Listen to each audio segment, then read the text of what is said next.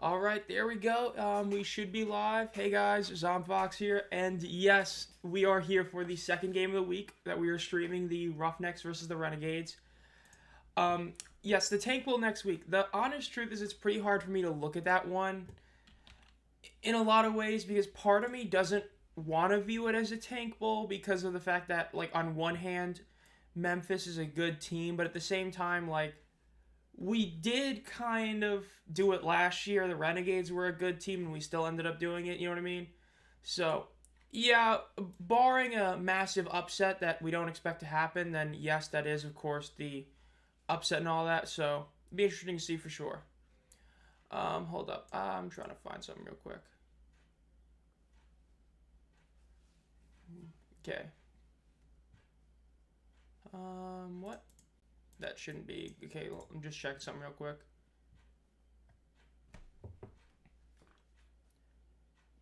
Excuse me? Did it sign me into my wrong account? Log out. Hold up, I'm just signing in real quick to my ESPN Plus. Looks like there might be something bad, which if there is, it's gonna suck. That. There we go.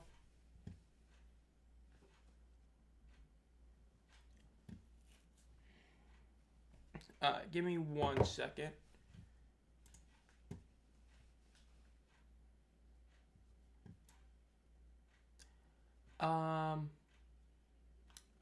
Yeah, I just said, okay, give me 1 second.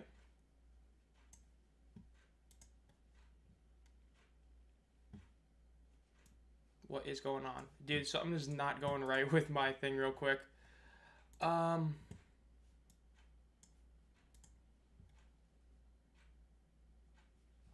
Dude, like, I can't, it's trying to do so. Okay, give me a second. No, do not want to do that. I'll be right back. My ESPN Plus thing is gone. I will be back in a second.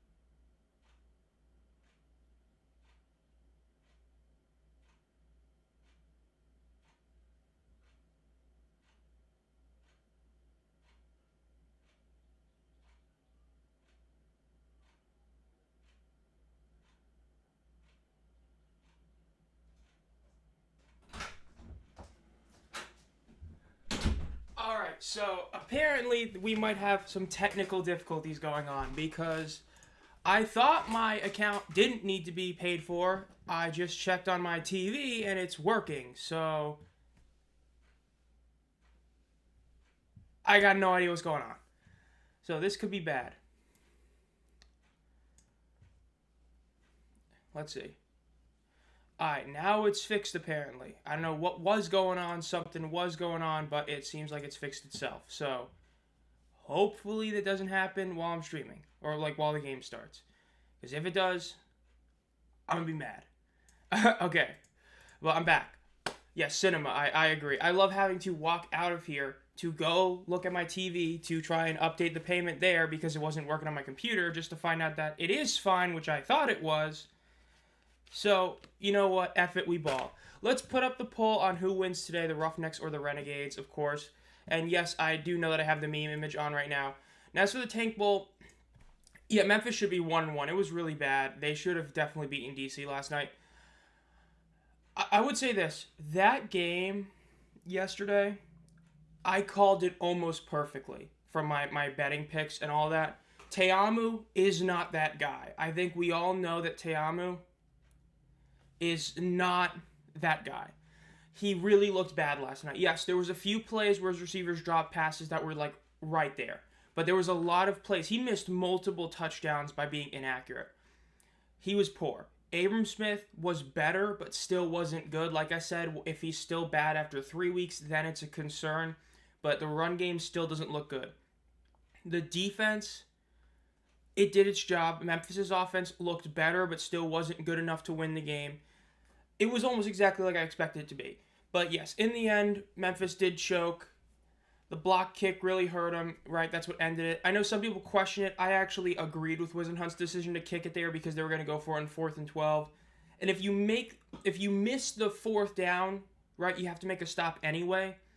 So I kind of like what they were doing because if they made that field goal, then they do the 4th and 12, they only have to get a field goal, and having to win without scoring a touchdown is, you like to see that when you're a coach, right? You don't have to score a touchdown to win.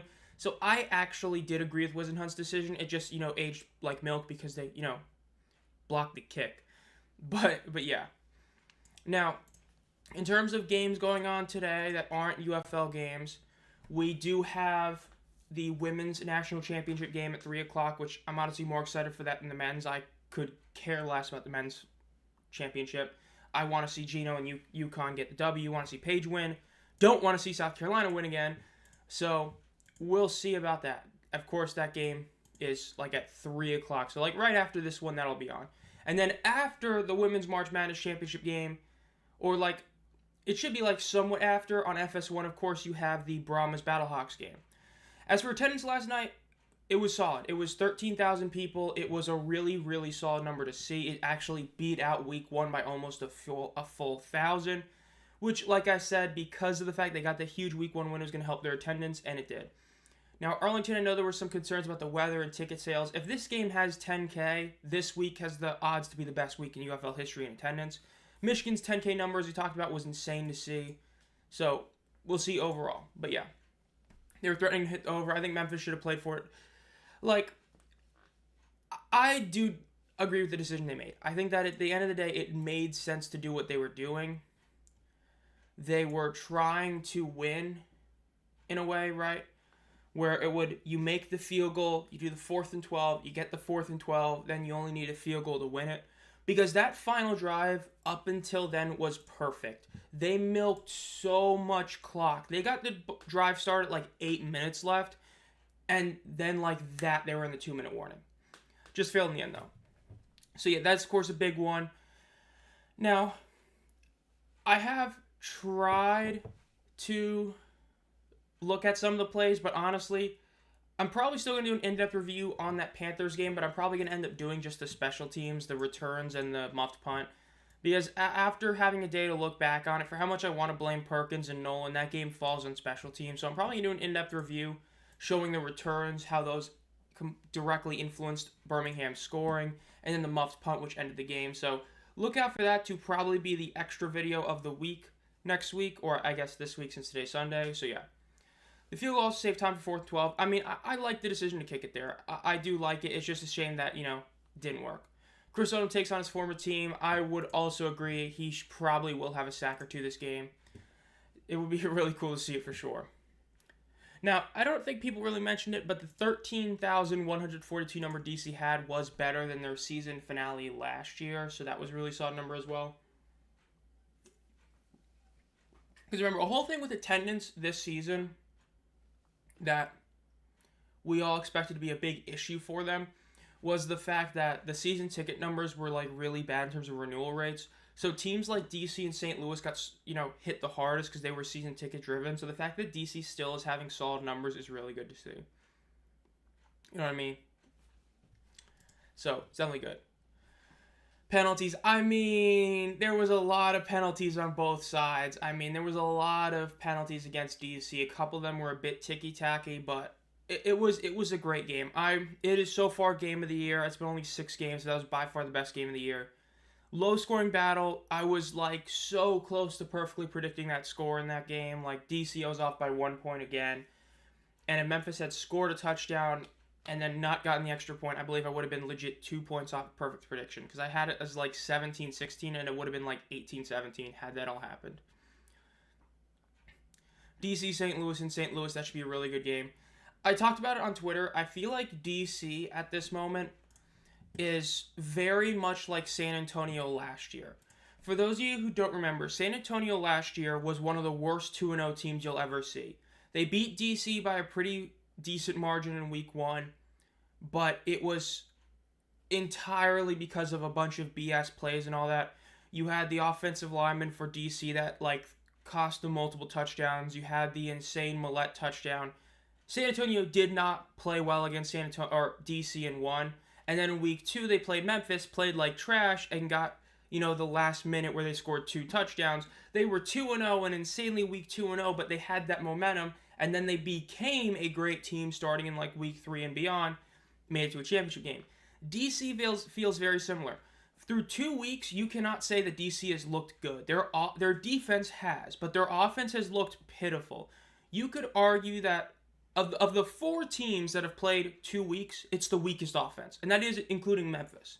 DC's offense has just looked anemic through 2 weeks, but they're still 2-0, so we'll see how it ends up happening. I think there's a chance they end up becoming like San Antonio last year. They're going to get hot thanks to this, and they're going to be a better team than they really should be, but we'll see. If the Roughnecks get destroyed again, do you think CJ keeps his job another week? With how the UFL operates, sadly, I think so.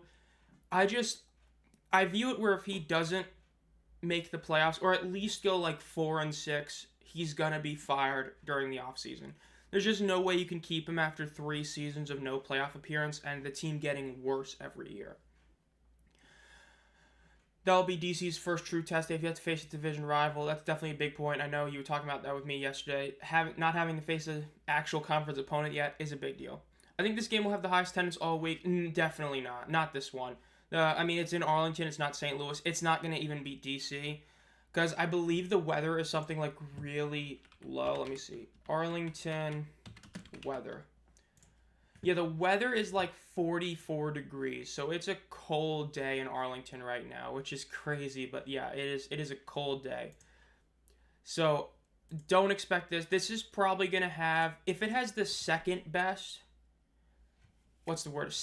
attendance, that would be considered really good. Odds are this is going to be one of the weaker attendance games of this week, probably the weakest or maybe third weakest. But again, if it hits 10K, that's a great number. Excuse me. Obviously, I want the Battlehawks to smoke the Brahmas, but DC, St. Louis again in primetime at DC. I might pass out from peak. Yeah, I mean, DC, St. Louis games are always just insane. Or the former Guardians coach, dude, Terrell Buckley, I believe that he was the Guardians coach. The 2023 XFL had 4 coaches, which you expected would be bad. One of them, the jury's still out on how good he is with Becht, but the other 3, my God, were they just not good. Woodson, Ward, and it was either Hines Ward or Terrell Buckley. I can't remember for the life of me. I know Woodson was the Vipers. I can't remember who was the coach of the Guardians, and who was. No, it was Buckley, because Hines Ward was the Brahmas coach. That's a tough call. I would say Buckley for the sole reason that CJ at least put up a decent season in 2023. So that's how I'll put it. Curtis Johnson has at least had 1 year of an okay season. Terrell Buckley just wasn't good. Isn't the headquarters there? Yeah, the headquarters is in Arlington, so is all the practice hub and all that, but yeah. Okay, so we got to do this again since we're doing this on ESPN+. Put this over here, live stream that there, and then put this on the little corner there. Move that over there, and there we go, we good. So yeah, the game's going to be starting soon. It's 11:58 game, going to be on at 12. Again, we still have the poll up for who do you think wins. I'm kind of shocked at how many people are picking the Roughnecks to win this one, especially considering the fact that, Houston looked really bad last week, and kind of expecting the same thing this week, but maybe not. Maybe they actually play pretty well this time. Who knows? Let's see. Anything happening on the Twitter world? Now, in case you didn't see it, oh, I thought for a second the Valera Open was over. I did get my copy. Misclick, excuse me. I accidentally picked them. Oh, okay, misclick. I see what you mean. They're inflated. Okay. Now, yesterday I posted on Twitter. I'm on Twitter, by the way. Is that I got my copy of The Spring King by Luis Perez hardcover. I just got that yesterday.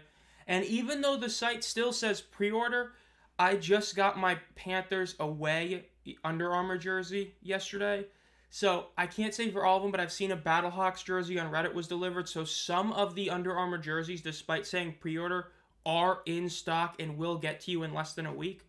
I have it. It's definitely the highest quality jersey. I have I have 2 of the USFL jerseys. I also have a Renegades from last year, a UFL jersey, and I have this year's Under Armour Panthers jersey. The Under Armour is definitely the best of all of them. When you consider the fact that all of the jerseys have always been around 120, this is the most worth it between the 3 of them that I have. I can't speak of the XFL jersey quality from 2023. I just heard it was bad, but of the 3 I have, this is definitely the best one overall. We'll be wearing it for the next Panthers game stream for sure, and probably in a video before that. So, definitely cool to have that.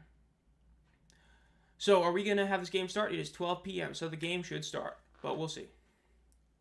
Yeah, I did see you follow me on Instagram, of course. We get Instagram, post a little bit, not a ton. I post like maybe twice a week, maybe 3 times, but yeah, Twitter, I've been doing a lot more on Twitter. Definitely having some really good numbers on there recently in terms of followers and all that. Like, I'm pretty sure I'm like up to a little over 100 there. Maybe 110. Let me check real quick while we're, waiting for this game to officially start. Even though it should already start, but that's against the point. Let's see. It's like 120 on Twitter, which is nice. I've had a lot of tweets do pretty solid recently as well, so WW. Yeah, I love the discourse because, this is how it's always been. If the championship game didn't, put it through people's heads what the announced ticket sales number is ticket sales and distributed, it's like, bruh. You know what I mean? Come on. I wish they were customizable. Yes, I agree. At least, a couple of players, 1 or 2 players per team would have been really nice to see. I definitely agree. It really does suck with that. Yeah, I'm definitely going to be behind thanks to ESPN Plus. That's for damn sure. But, maybe this event will start soon. Almost game time. Hasn't started streaming yet, so we're just lying. But, yeah. Again, last night's game, best game of the year so far. This game probably won't be, but we'll see. You know what I mean? Maybe we get shocked. Maybe it's a good game. Last stream, you're about 10 seconds ahead. Yeah, dude, last stream, being on Fox the way I am being directly on Fox, yeah. It's definitely definitely a big plus, that's for sure. Since on broadcast TV, antenna TV right next to me. Yeah, and plus I got my stream delay almost non-existent. I know there's 3 settings you can put it to. I haven't the one where it's just non-existent. So it's pretty quick. Better week already for sure. Both games, I wouldn't say the Panthers game was better than last week's Panthers Showboats game, but I would say that both these games were better than the second best game in week 1, and that the best game of the year was definitely Memphis DC. For sure, best game of the week. So, gotta love that. Event has still not started. Gotta love it.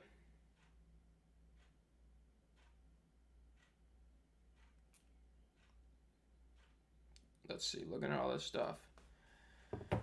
Is it wrong for me to wish for the Roughnecks to lose in blowouts until they fire CJ? I wouldn't say so. Because, if you're a Roughnecks fan, you already know that it's going to suck. When you get beat the way you did on national television in week 1, the first game of the season, getting beat by 40, just, it's nothing, right? Not to harp on G-Man, but, when the Showboats got beat by the Breakers 30-something to 3, do any of you really remember it? No, because a couple weeks earlier had the Stallions game, right? People forget they had that happen twice, but nobody really remembers the second time because the first time was so bad that even if that Breakers game had been 50-0, that wasn't the first one. So it can't get worse. You know what I mean? So if you're a Roughnecks fan, you know it sucks. But that's it. You just know it sucks. Can't really get worse than that. Okay. So is this game gonna stream or we just not? There we go. It's finally live. Let's put it on. Roughnecks by a million per Not Aaron Dolan, bro. We don't care about this betting analyst stuff, dude. I told you all the under in that. It was close, but I told you all the under on yesterday's game. If I were a betting man, I would have put so much money on that. That was such a free bet. Under for DC Memphis. It was crazy. Percent of money for the game spread at minus 11.5 is 90% Arlington. Now that's insane.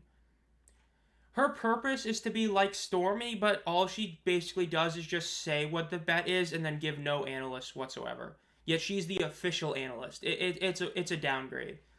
Like, I like Acho as a sideline reporter, not just like because he's not in the booth, but I actually like him as a sideline reporter. But Aaron Dolan, Stormy, massive downgrade. I don't know. I thought that yesterday's game was great because it was this super close, tight game where every play mattered. And then you got to the fourth quarter where they just kept, scoring. Time for kickoff. Arlington is going to get the ball first. I bet on the under yesterday and then went back and bet on it again. The attempt's going to be the worst, however. St. Louis is next, so it'll bounce out. But hopefully it's good. Kick is up to the 20-yard line. Return is up to the 25, and he gets tackled at about the 26-yard line. Arlington's going to be starting at the 26-yard line. Again, Houston is 0-1. Arlington is 1-0. I think this game is going to be worse. Yeah, I mean, this game is probably going to be a blowout, but it might not be. We'll see. Again, this game was voted by Mole and, our community heroes, so just, if this game ends up being a bad one, blame them, since they're the ones that made us do this game. But, hey, I think it's going to be a fun one. You know what I mean? It's going to be a fun one. Mole and Trevor voting on this one. Again, community heroes get to vote on the second live stream game we do every week. So, yeah. Let's see. Arlington is going to snap the ball. Perez hands it off on first down. It is going to be about a 6-yard gain on the first down play. A nice rush to start. Gotta love it. Is always bugging the players and coaches. Dude, him being behind Jaron Horton for 2 weeks in a row is wild. Like, just standing right behind him with a mic held up to him is just hilarious. Please be a blow to be funny. If the Renegades score a touchdown, it's over. It's kind of true. Under 14.5 minutes left, Perez is in the backfield. One man to his right. Bit of motion left to right. Ball snapped. Fakes the handoff. Drops back. Rolls out to his right. Gets the pass out. Ooh, goes for a spin move, but gets tackled for about a 3.5, maybe a 4-yard loss on the play. Good play by Roughnecks defense right there. Good play for sure. Now it's going to be 3rd and long. Let's see if they can put it off. Great defense. Hey, it was a one. Hey, they got one good play. That's what you love to see. Curtis Johnson, that's not what you love to see. 3rd and 8. The only counting is a 2-yard loss. Good break for Arlington right there. Perez is once again in shotgun with one man to his right in the backfield with him. Have not seen a picture of the crowd yet, so I can't answer that right now, but obviously it's getting better in the second quarter, but I haven't seen it yet. Ball snap, Perez drops back to throw, looks to his left, throws it, and it's too high. If he had thrown that a bit lower, that would have been caught for a first down. Rare bad pass by Luis Perez right there. Now Arlington is going to have to punt. Forced a 3-and-out. That is wild to see right there. Yeah, that was a high pass. He jumped for it and still couldn't even reach it. That's what is wild to see. Arlington being forced to a 3-and-out is insane. So again, I'm going to close the poll in a little bit once Houston gets the ball, so make sure you vote on who's going to win this game, the Roughnecks or the Renegades. The punt is up. It is a pretty deep punt. It's going to be gotten all the way. Ooh, it's going to bounce, and it's going to stop at about the 2-yard line. What a great punt. That might be down to the 1 by Marquette King. That's an incredible punt. That was like a knuckleball kickoff right there, but a punt. That's what you love to see. Again, the most famous punter in the league along with Brad Wing. That was an incredible punt right there. Again, we talked about it in the Panthers-Stallions game. Special teams can win you close games. This probably won't be a close game, but that's a great punt right there by Marquette King. Home crowd, Arlington looks not the greatest, but again, a big issue is the weather, and of course that this game is, remember, this is 11 a.m. local time, which, as we know from last year, is not good, and it's insane that we still have to deal with that of 11 a.m. local time games, but yeah. Let's see what this happens here. That ball is at the 2-yard line. Remember, Anthony Brown is the starting quarterback. I know a lot of people aren't a fan of that, but he is the starter, so let's see what happens here. Poll results, 73% Renegades with one misclick on the Roughnecks, and then 26% Roughnecks. Ball is snapped. It is a handoff to the right. Breaks a couple of tackles and ends up getting about 4.5, 5 yards on the run. Nice play right there. So 3 interceptions. Oh my gosh. Yeah, man. Houston looks a lot better than last week. ESPN Plus? Thank you for lagging, ESPN Plus. 2nd and 5 for Houston. Anthony Brown is in shotgun, moving up behind the center. He is going to be snapping it under center. We rarely see this. Let's see what happens here. Drops back, looks to his left as a quick pass. It is an insanely awful pass. My God, almost intercepted. Like, man, he really thought he had, like, prime CJ2K or John Ross right there. I don't even know if they would have gotten to that ball fast enough. That was a bad pass by Anthony Brown right there.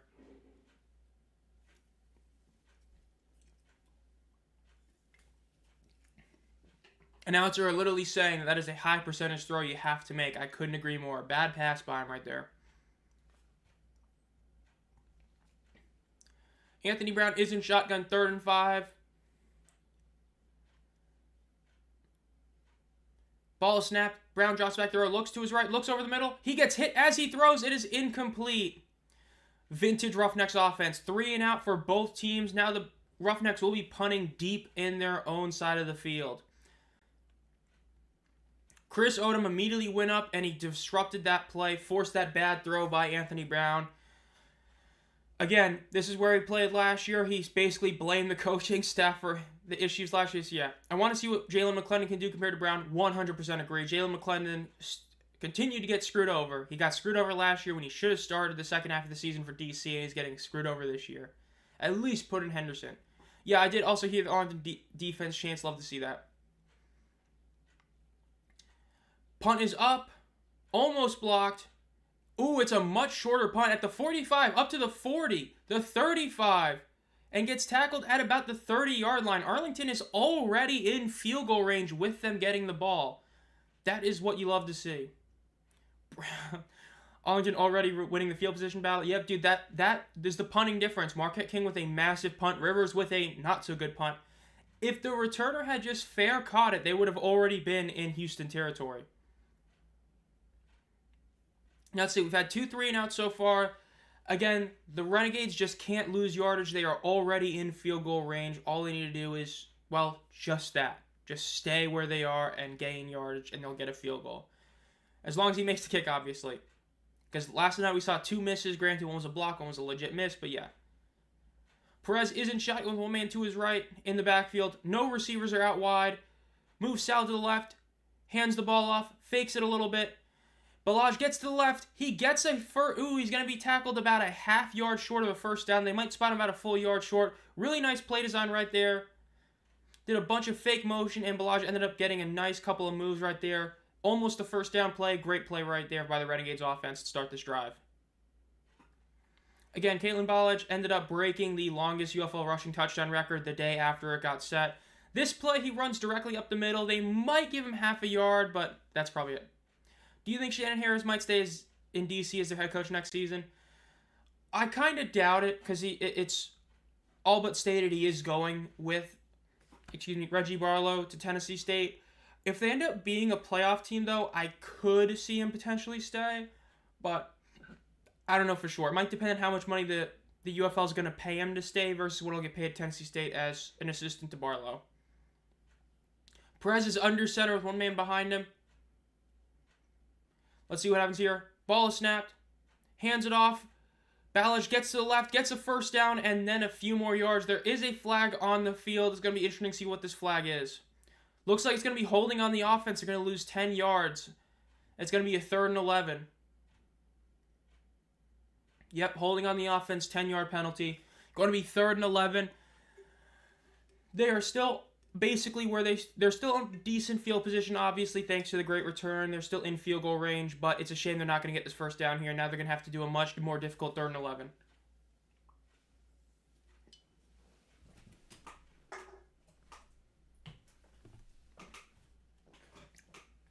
Know what you want to see there.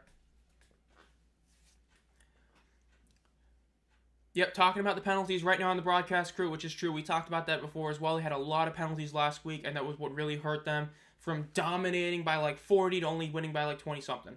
Perez has a quick pass over the middle. It is going to be caught. Great pass by him. His receiver beat his man. First down, Arlington Renegades right there. That makes up for the bad throw he had in the last drive right there. That was a great pass. Great throw by Perez right there. Now again, they are within 15 yards of the end zone. This is what you love to see if you're a Renegades fan. Let's see if we can pull this off here. Again, they are at the 13-yard line. Perez is in shotgun with one man behind him to his right in the backfield. Ball is snapped. Fakes the handoff. Throws it quick to the right. It's going to be caught, and it might be a touchdown. They're going to call it about a half yard short. Ball is out, but that was definitely after it hit the ground. Deontay Burnett, I would say that was about a half yard down. I think he's short by about half a yard there. Yep, they're ruling it a catch, down by contact. Going to be first and goal at about the half-yard line. Yeah, Arlington looking good so far. Again, that first drive not great, but this second drive looking a lot better, making a couple of really nice plays. Again, let's see if they get a touchdown here. Ball is snapped. Perez hands it off. Ooh, they stopped the play. Looks like they're going to be reviewing, or Curtis Johnson is going to be wasting a challenge. Let's see. Yep, Curtis Johnson is wasting a challenge. Let's see. Does he do the common CJ mistake of wasting a challenge on nothing? Let's see.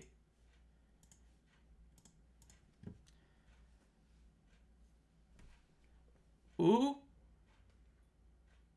Wow, Curtis Johnson made a good call. That's shocking. He never does that.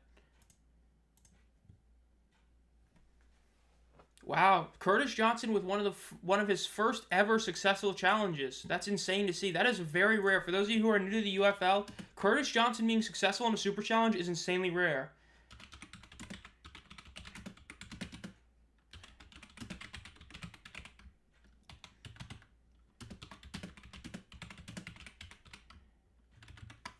That is insane to see. Curtis Johnson is never correct on super challenges. That is wild. I can't believe it. He actually did it, bro. He might be saving his job right there. And again, remember, as I tweeted this out during yesterday's game, I believe, last year he would not have challenged that. Because last year you only got one super challenge across the whole game. This year, if you're successful with your first one, you get a second one. So now you're able to challenge in the first couple quarters to where last year you wouldn't because you wanted to save it at the end of the game. So we're seeing that rule change taking effect and having a huge impact very early on this season, which you love to see. No need to fry him, bro. Ball is snapped, hands off the ball, makes a couple of nice cut moves to dodge some tackles, and ends up, instead of losing 2 yards, ends up gaining about 3. That's a really solid drive right there, or a really solid play by Ballage. Of course, at 12:30, the Capitals are playing. The Capitals, Alex Ovechkin only needs 1 goal to break the all-time NHL goals record that was by Wayne Gretzky. One of those records nobody thought was ever going to be broken. So that, of course, is another big storyline coming into today. So yeah, 3rd and 7 for the Renegades. Again, they are in easy field goal range. Let's see if they can get this. They don't have to score a touchdown here. They can just get a first down. Let's see. Ballage is to his right in the backfield. Perez is in shotgun. Ball is snapped. Perez drops back to throw. Looks over the middle. Quick pass to Ballage, who makes a nice little cut move but still gets tackled for a 0-yard gain. Yes, the broadcast did just have an audio cut. You were not hearing things. Nope, that was actually there right there. Again, that great ESPN broadcasting. Forcing an Arlington field goal. Really solid play by Houston's defense. A very, very rare, shockingly good challenge by Curtis Johnson. Ends up giving a great benefit for the Houston Roughnecks defense. They stop it. Love to see it. Again, 4th and 7. This should be a free field goal. Again, we saw a lot last year where there were good field goals. Looks like it is good. Yes, it is. Field goal is good.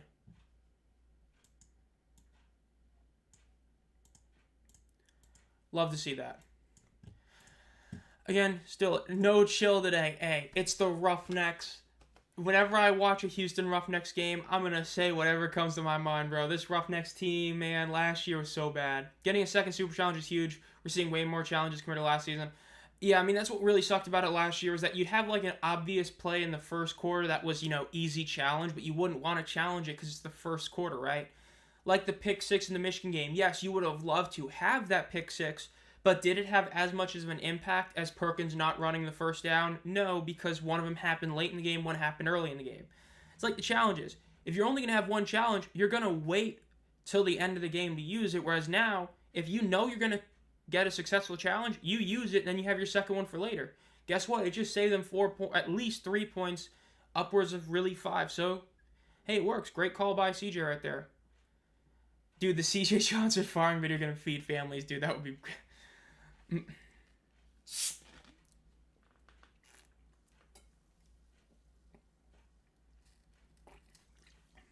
And the fact that he was trying to double down on his comment on Twitter while he was broadcasting was insane.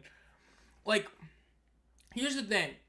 It would make sense to agree with him if it wasn't for the fact that we have guys who have been in spring football not just since the 2022 UFL. We have guys who have been in spring football since the AAF, and they're still in spring football. Like, let's call it like it is. Some of these guys, they know they ain't getting on an NFL roster at this point. Like, if you've been since at least the 2023 USFL and XFL season till now and you haven't gone to an NFL workout or made it to a practice squad, you know damn well you're probably not making it. So you're playing in this league because you want to play in it.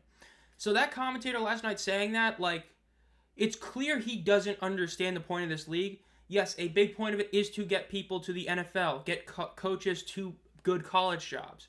But there are people who are fine being here. Like, I know some people want to hate him and he makes bad decisions, but is anyone going to sit here and think that Mike Nolan doesn't want to be here? It's obvious that he loves doing this. Skip Holtz, we know he's been offered jobs. He loves doing this. So, I mean, there's a lot of players that have been in this league and they stay here. Boogie Roberts came back this year. Didn't have to, but he did. Luis Perez, yes, he always gets, a little couple of weeks in the, off seasons or the preseason in the NFL.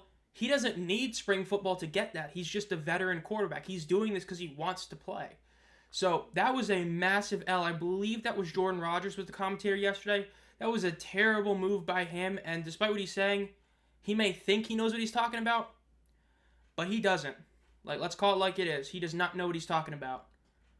Like, when you're talking about spring football, the people who cover spring football know more about it than a lot of these guys calling spring football. Like, let's call it like it is. Guys like me, guys like James Larson, for how much a lot of people want to hate on him, guys like Markcast, we know more about spring football than a lot of these guys commentating on spring football. That's just the truth. Return by Houston gets past the 30-yard line, going to be about the 33-yard line. Decent return right there for the Roughnecks. Again, we kind of got spoiled with returns with that Birmingham game, with Birmingham getting multiple returns to like the 50-yard line is pretty insane. Yeah, AJ wanted to play. Some of these guys just want to play football. They don't want to be sitting on a bench doing nothing. Case Cookis is, he's having a good time just being on the Stallions bench, but a lot of these guys, like, they want to play football. Why do you think Magoo was so pissed on the Panthers game? He wanted to be out there playing, and instead it's Matt Corral out there because of the injury, or injury as some people want to call it. Brown rolls out to his right. He's going to keep running, and Chris Odom with the sack. We love to see that, bro. Chris Odom, the legend, gets the sack. I know somebody called it in here earlier. Let me go back up. Yep, Shark Mako said he's going to get a sack or two, so he called that one right on the money. Big sack by Chris Odom right there. Love to see it. Again, I still stand by his 2022 season was the best in spring football in this era, even better than Turpin's season. Yeah. I'll answer that question after this. Anthony Brown is under center with one man behind him, 2nd and 16. Ball is snapped, hands it off, runs to the right, and it's going to be a 0-yard gain. I would love. Hey, that would be cool, WMB. But Jay Smith, why is Nolan Henderson not starting? Curtis Johnson. We all know Nolan Henderson looked better last week. Nobody really knows the full reason, but they're giving Anthony Brown another shot. So, yeah, I mean, it's a big question on why. At least Nolan said that he wants one of his quarterbacks to actually take the bull by its horns. CJ is just doing what CJ's doing. Anthony Brown is in shotgun with one man to his right.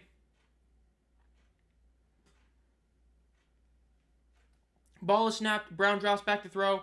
Rolls out to his left. He's going to keep running. He throws it. It's going to be incomplete. Great stop by the Renegades right there. Love to see that.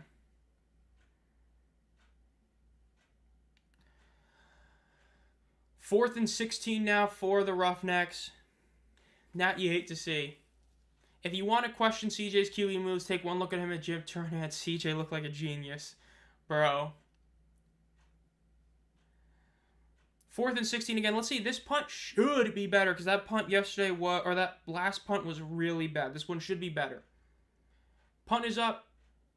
It is a better punt. It's still not insane as you're going to get it at about the 39-yard line, gets to the 45 and gets tackled at the 46, but still could have been worse.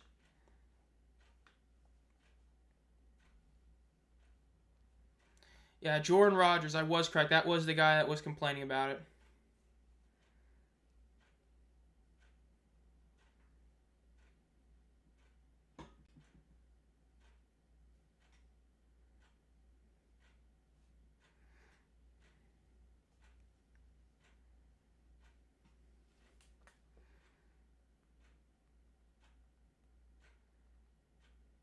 I'm going to tweet at him.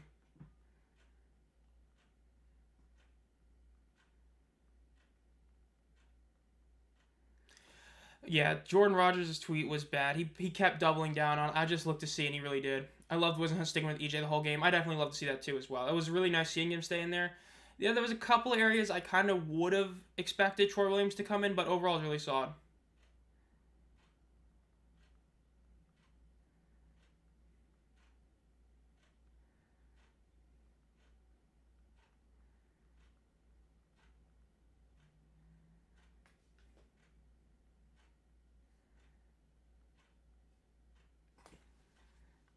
Well, there we go. Just quote tweeted Jordan Rogers.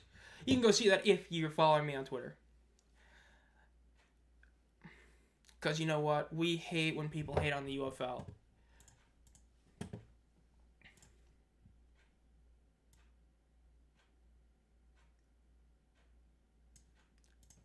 Remember, tonight's game is going to be the... Okay, my Twitter is literally bugging up. Oh, this ain't good. My computer might crash. Well, if the stream's still going, just know my computer might crash. It is literally not moving anything on my thing right now. Just an FYI. Not what you want to see. Is this going? Okay, so this is still going. But I don't know if YouTube is. Most overrated QB is Te'amu. Easily. Okay, good. My stuff is not fully lagging now. But it's easily Te'amu. I really can't see it being anyone else. I mean, Te'amu was a guy who people thought was elite for some reason. Never really proved he was elite at any point aside from 2023, where he had the absolute best roster around him. And even then, he was overrated. Like, bro, oh no, don't say that. You mean Te'amu or whatever? Like, dude, that tweet is like, might be my most liked tweet right now. Or it's one of them. It is my tweet about how they said his name like 5 different ways. Like, there was like Te'amu, Tamu, Tamamu. What was a couple of the other ones? It was like Tama. It was bad, dude. That was embarrassing. That was bad. Yeah, I really don't. I mean, like, I get saying it Te'amu, Tiamu, or Ta'amu, but, like, how do you say it Tamamu? How do you get an M twice? Ta'imu, bro. First and 10 for the Renegades. Commercial break is over. They're almost at the 45-yard line in their own territory. Let's see what they do here. Ball is snapped. Hands it off. Runs out to the left. Gets a couple of really nice blocks. Keeps going. Gets past the 50-yard line and the 45. Gets down at about the 40-yard line. Really nice first down rush for the Renegades. That is for a first down. Great play right there. They're already past midfield. And now they're interviewing the best player on the Renegades defense, Chris Odom. Ta'uma.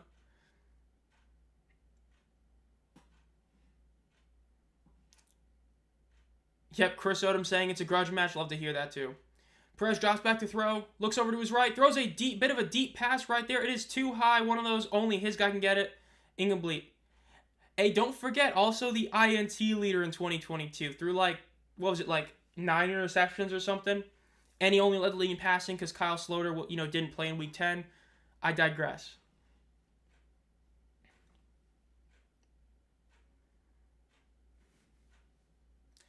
Perez is in shotgun once again.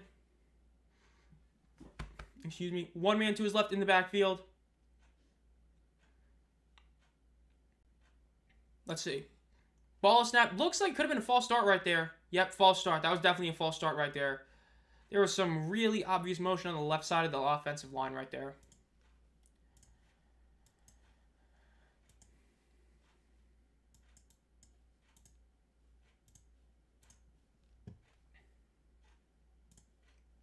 Man, James Larson continues to talk about Anthony Brown being a bad quarterback. Dude, that's wild. I've talked about before, when you have insiders like Mike Mitchell and James Larson clamoring for like CJ to be fired or Brown to be benched, you know things are bad. That's like Adam Schefter coming out and being like, Baker Mayfield's really looking bad, he got to be benched. Like, if you heard that, you'd be like, whoa. Perez is in shotgun, one man to his left. Motions the man to his left, to the right. It's going to be 5 wide now. Ball is snapped. Perez looks to his right, throws it over the middle, going to be caught for about a little bit of 11, maybe a 12-yard gain. Going to be about 2nd and 3 right there. Really solid play for them. Again, at the moment, there's only one 2-0 team. That is the DC Defenders. So if you are the Renegades, you do want to win this game to get to 2-0 to match DC. And, of course, you have the advantage of having already won one of your conference games, so you will be the number 1 seed right now in the XFL. Last night's game was great. I agree. It was an awesome game. Easily the best game of the year so far. Grand Slam in 6 games are the best so far. Hey, so was San Antonio last year. San Antonio looked really fake, and they proved that they were a legit team, so we'll have to see. Perez throws a deep one to the right. It's going to be incomplete. Just threw it away because he saw pressure and threw it, which, again, is unlike Alex Magoo, who famously in Week 1 would not throw the ball away, even when he had about 10 minutes to throw it away. You have DC Defenders jerseys. I also just got confirmation that Defenders away jerseys have been shipped to people's houses as well. 12 of 26.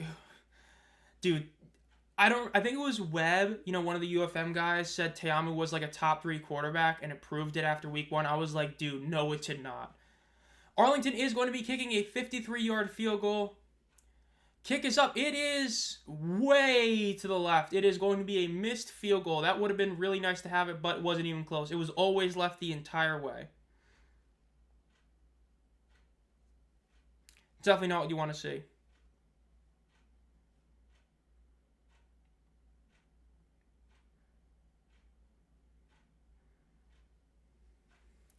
Te'amu easily had 2 more touchdowns, but they were dropped. Yeah, but he also had like 4 more touchdowns that he just completely whiffed. You know what I mean? Like, you can't say one without the other because there was multiple plays. Like, there was at least one to roll in. There was a couple other ones where like he just really whiffed those throws. Yeah, if the Showboats get Davis back by midseason, that would be... If he is back healthy, him with this Jay Adams would be really good for sure. 1st and 10 for the Houston Roughnecks. Anthony Brown is still in at quarterback. Hands the ball off on 1st down, and he almost gets tackled behind the line of scrimmage, but breaks it and goes for about a 1st down. Turned a really bad run into a really good one.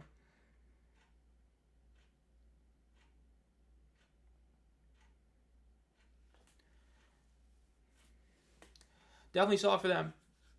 Interviewing Avery Jones on the sideline right now. DC's real test be next week against St. Louis. That is for sure.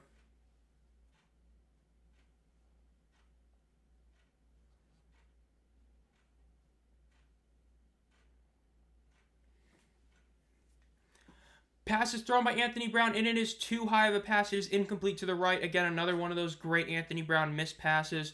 That's another classic we're seeing on the year so far. Showboats might be out of the pants for a playoff spot. I mean, losing to them head-to-head really hurts them immediately, and the fact is that, again, Michigan, like, you could legitimately... Michigan, without the special teams debacle, beats Birmingham, which we'll talk about in the in-depth review that it's probably going to be that this week is going to be an in-depth review on that. Overall, Michigan was a better team than Birmingham, minus the one big difference, which was special teams. Special teams, of course, gave Birmingham multiple free field goals, prevented Michigan from getting good field position, and it's what ended up costing them the game. It's definitely a 3-way battle, and Houston is not in that 3-way battle. That's for sure. Houston burns a timeout. Another Curtis Johnson classic, wasting a timeout very early on, which we did see this yesterday as well, but yeah. I predict that Memphis will go on a win streak and will contend with Michigan for the number 2 spot.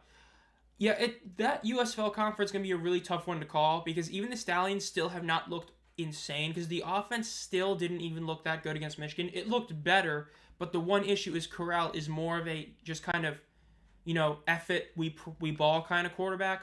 He's what people claim Teamu is, which is a high-risk taker, except he actually is that because he'll give you the big plays and the big rewards and big interceptions, whereas Teamu isn't. So, so you had the great Deion Kane touchdown, but you also had a couple bad interceptions by Corral.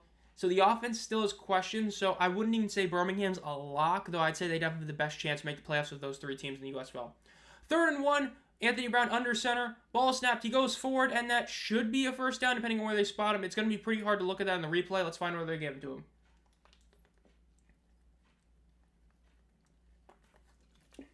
They are going to be giving him the first down on the run.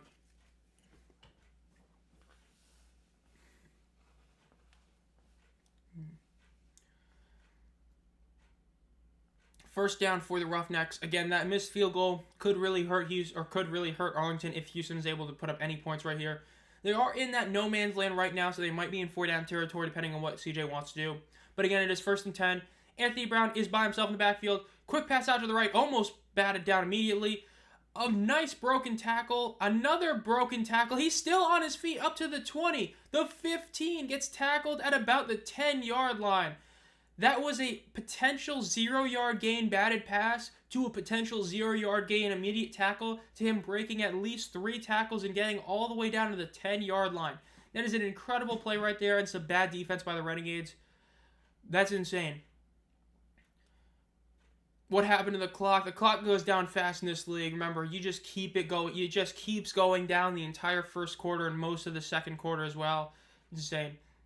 Why must I jinx it? Since when could the Roughnecks move? Dude, that's a good question because this is pretty wild that we're seeing this for sure.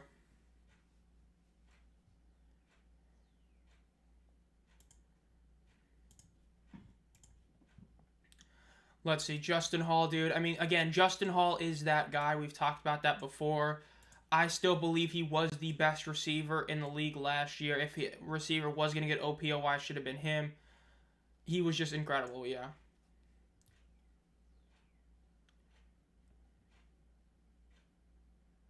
For at least 2 minutes, bro. Oh, I see what you mean, the clock being gone. Yeah, for sure. Wild. Still can't believe tonight's game is going to be on FS1. The Battlehawks home opener on FS1 is insane. Justin Hall absolutely carrying this team on his back like usual. Faster games make it more entertaining, especially because you know that these games are going to be out 3 hours long. Like I said, this is a really good day because you're going to have the Capitals game just started about right now-ish. But this game's going to be over, by 3, so then you can watch the Women's March Madness Championship game. And then after that game ends, you'll be able to be roughly close to when the Battlehawks Brahmas game kicks off at, I believe, 7:30. It might be 8, but I think it's 7:30. So you'll be right around when that game kicks off. So, it's all going really good time, so it's nice to see. They're against my Islanders. Man, it'd be interesting to see if he ends up pulling off the goal record today. I mean, dude, he almost had a hat trick in the game where he broke the record, which would have been crazy. I just hope it's not an empty netter, dude. If he breaks the record on an empty netter, that'll be so weak. Oh, since we're in this, I can look this up. I meant to look this up last time. Wayne Gretzky. How many games did Wayne Gretzky play in his NHL career? 1486. 1486. Okay. So 1486. 1486. Okay, so it looks like Ovi. How long does this one come? Okay. So Ovi legitimately tied Gretzky's record on his you can't make this shit up. He tied Gretzky's record in games played. So that means that it is a legit record. This ain't wait, Gretzky played 87, hold up. Wait a minute. So he could, if he does it today, it looks like, unless Pro Hockey Reference is wrong, if he breaks the record today, he would have done it in the same amount of games Gretzky played, meaning that Ovechkin legitimately broke the record not having to play extra games, which would be incredible. Worst case, though, he tied the record in a game shorter, so you know what I mean. Baseball, I'll follow it, but am I going to watch it? Not until the playoffs, pretty much. I'll watch, like, the home run contest, and that's pretty much it. Until the playoffs. Looks like Arlington is challenging. They're challenging a block in the back. Yep, looks like it's a successful challenge by Bob Stoops. Another really good challenge right here. Stoops challenging an illegal block in the back. Looks like it's going to be correct. Again, the super challenge being able to be used early in the game since you get a second one is proving once again to be a really great addition. Again, this wouldn't have been challenged last year, but it's going to be challenged here, and it looks like it's going to work.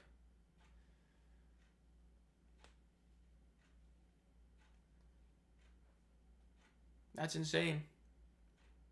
Poor Justin Hall, man. He's going to lose some of those yardage. That's a shame for him, though, for sure.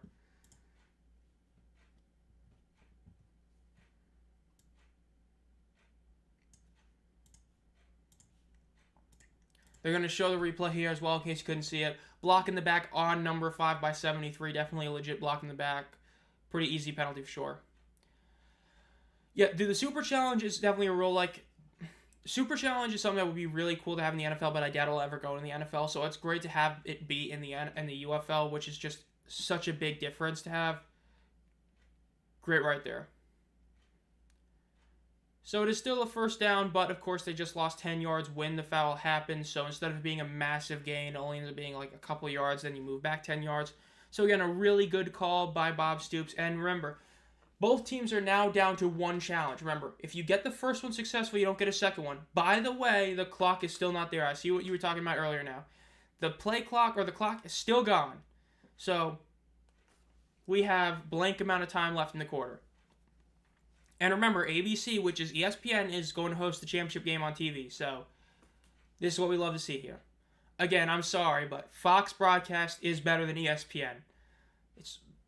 ESPN's is better this year than last year, but it's still not Fox.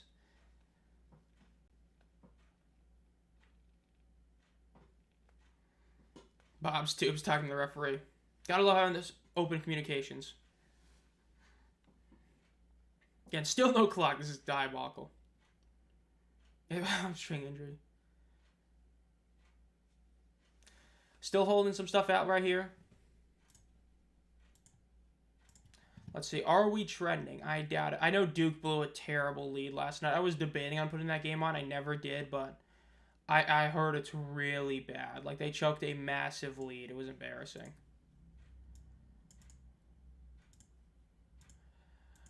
Ooh, looks like that might be a false start or might be a bit of an offsides right there. Let's see what they call it. Probably a false start. Always is. Yep, false start.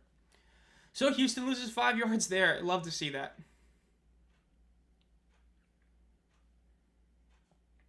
Jackson just JC screwing the team, bro. Yeah, Samuel Jackson. Screwing the team over, bro. I mean, hey, Fox is the one that legit owns the league. ESPN, Disney might have like a tiny bit in it, but Fox is a legit owner. They care. ESPN, not as much. Anthony Brown is in shotgun with one man to his right in 1st and 20 thanks to the penalties now. Ball is snapped. Looks to his right, throws it, is going to be incomplete, dropped the ball, ended up, instead of gaining like 4 yards, they gained nothing, 2nd and 20 now. Still no clock, by the way. Another ESPN L, bro. Took the L yesterday with that awful thing. It just, oh man. Kugler and Renegades actually tear, they know ball. Ball is snapped, run to the right, is going to be tackled for about a 3-yard gain. They actually have NFL jobs. Going to be 3rd and about 17, might be 3rd and 18. Again, still no clock on ESPN. This is really not what you want to see. This is embarrassing by ESPN right here. Hate to see it. Let's see what they do here. Brown sending a man to his left. He's going to be in shotgun with one man to his right. They just really need to get rid of Houston because this is just hard to watch through. Where the clock at, it's out with a hamstring injury, as Adam said. Ball is snapped. It's a run to the left. He gets about 6 yards. that was just their play to get it closer. Definitely some very conservative play calling. Hate to see that, but yeah. Pretty much pulled the Joe Judge, yeah. They just ran it straight for no real reason. They should try NBC instead. NBC ditched after year 2, so it sucks, but it is what it is. 4th and 11. They're going to be punting it here. Let's see if this is a good punt. So far, I haven't seen great punts by Houston right now. Let's see if this is a good one. You want to get this down within 20, obviously. Don't want to get a touchback or out of bounds. It's going to be... And it is going to be a touchback. So they're going to get like 25-yard line. Praying for the clock to recover. True.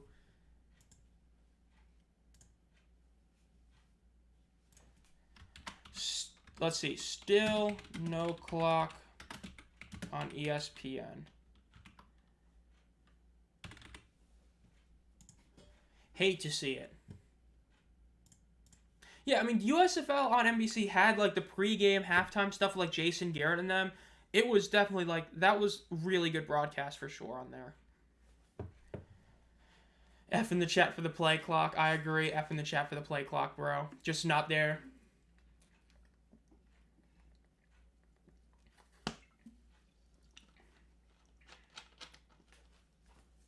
Hate to see it. I mean, it was gone with, like, 2 minutes left in the first quarter, but yeah. We need to get NBC back. It was also NBC's best score bug. I don't know, most of the score bugs, I like, there's a couple that were really bad. Like, another one in the Super Bowl was pretty bad, but most of them, not the biggest guy about it, but there's a couple that are bad, but most of them are at least solid.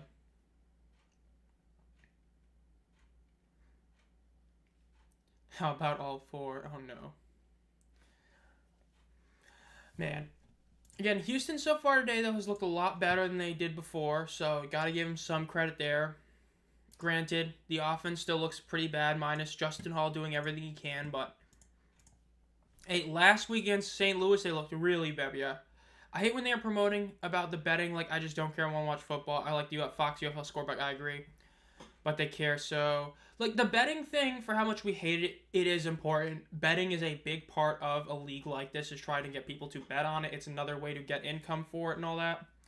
But when you have somebody like Aaron Dolan, who is a betting analyst, and they don't even analyze, like, if you watch UFC, like, you have Dean Thomas, who's, like, you know, the betting guy there, you know, he'll give you some actual insight. So far, Aaron Dolan has... You know, again, it's like somebody pointed out, Stormy was on the sideline, did a better job with all the betting stuff than Dolan is so far. So, yeah, I think that's a good way to view it. It's like you got somebody to be a betting analyst, but they're not really analyzing at all. They're just saying, oh, by the way, this guy needs 15 yards, and that's pretty good. Yeah, the Super Bowl scorebook was awful. Like, I know a lot of people like to complain when something changes, but, man, that was bad. That would be a nice lineup for sure. It's just a shame that NBC ain't, you know... being a part of it after leaving the USFL, but we'll see. You know, maybe in the future. We'll be right back. Interviewing Bob Stoops on the sideline. A bit of rain is not what you want to see. Always hurts, but yeah. Challenge the play. 1 of 5 to win a championship at both the pro and college level. Gotta love it. They still ain't fixed the clock. Was made in the 80s. Still gone. Dude, this is... How is the clock still gone? It's crazy that the UFL wants people to show up, and then on the broadcast, there's no clock. The commentators seem completely out of it. The stadium's pretty empty, and there's league just like... Yeah. I mean, it's just so many things that it's like, bruh. Having a commentator basically say that players don't want to be in the league is such a bad move, no matter what their reasoning is. I'll get that in a second. Perez is in shotgun with one man to the right. Ball is snapped. Fakes the handoff. Looks to his right. Going to throw it over the middle. Is going to be caught for a first down and then about 4 extra yards. A 14-yard pass. First down, Renegades. Like, another issue is going with the XFL ticket price. The USFL ticket price is like half the XFL, and yet they just keep increasing the price for no reason. Really stupid decision.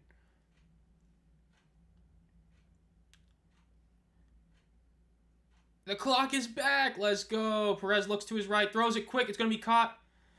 to about the 46-yard line. Aaron Dolan just gave her analyst, and all it was saying it was a 39 over-under to 32. That is insane. That's the analyzing she did, bro. The clock back. We love it, bro. Clock is back. Love to see it. It was gone for about 6 minutes of game time, but it is back.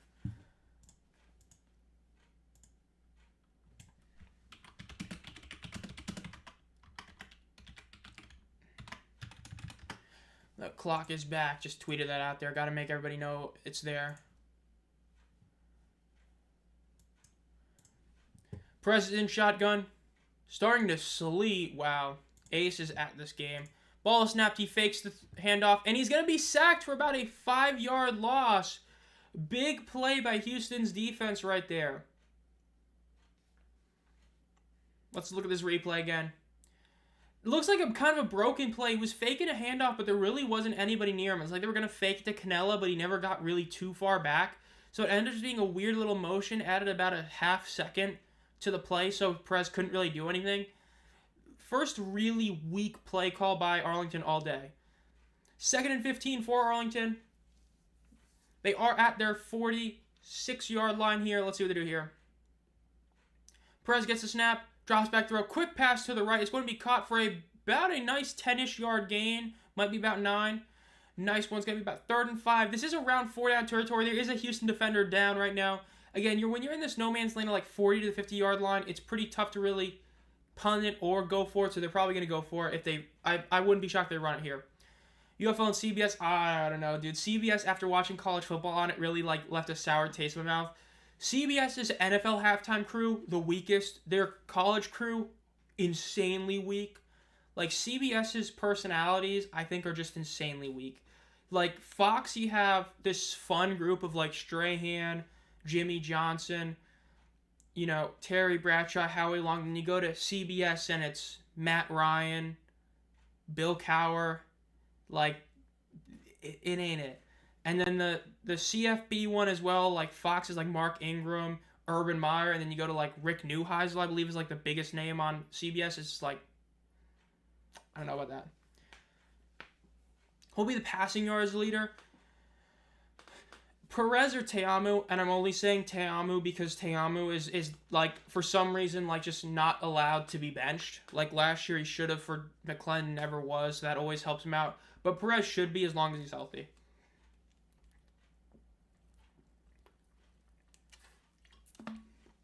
Thursday Night Football crew. Tony G, Whitworth, like him. Another audio cut by ESPN, by the way. Fitzpatrick, like him. Oh, that was my audio, never mind. I would say overall I prefer Fox pretty much for like all of them, honestly. I think Fox just has a really good crew top to bottom. Though I do like NBC Sunday Night crew. Not all of them, but most of that crew I do like. I like Jason Garrett. I like McCourty being on there. I think that's a really solid crew, all things considered. There we go. My audio's back.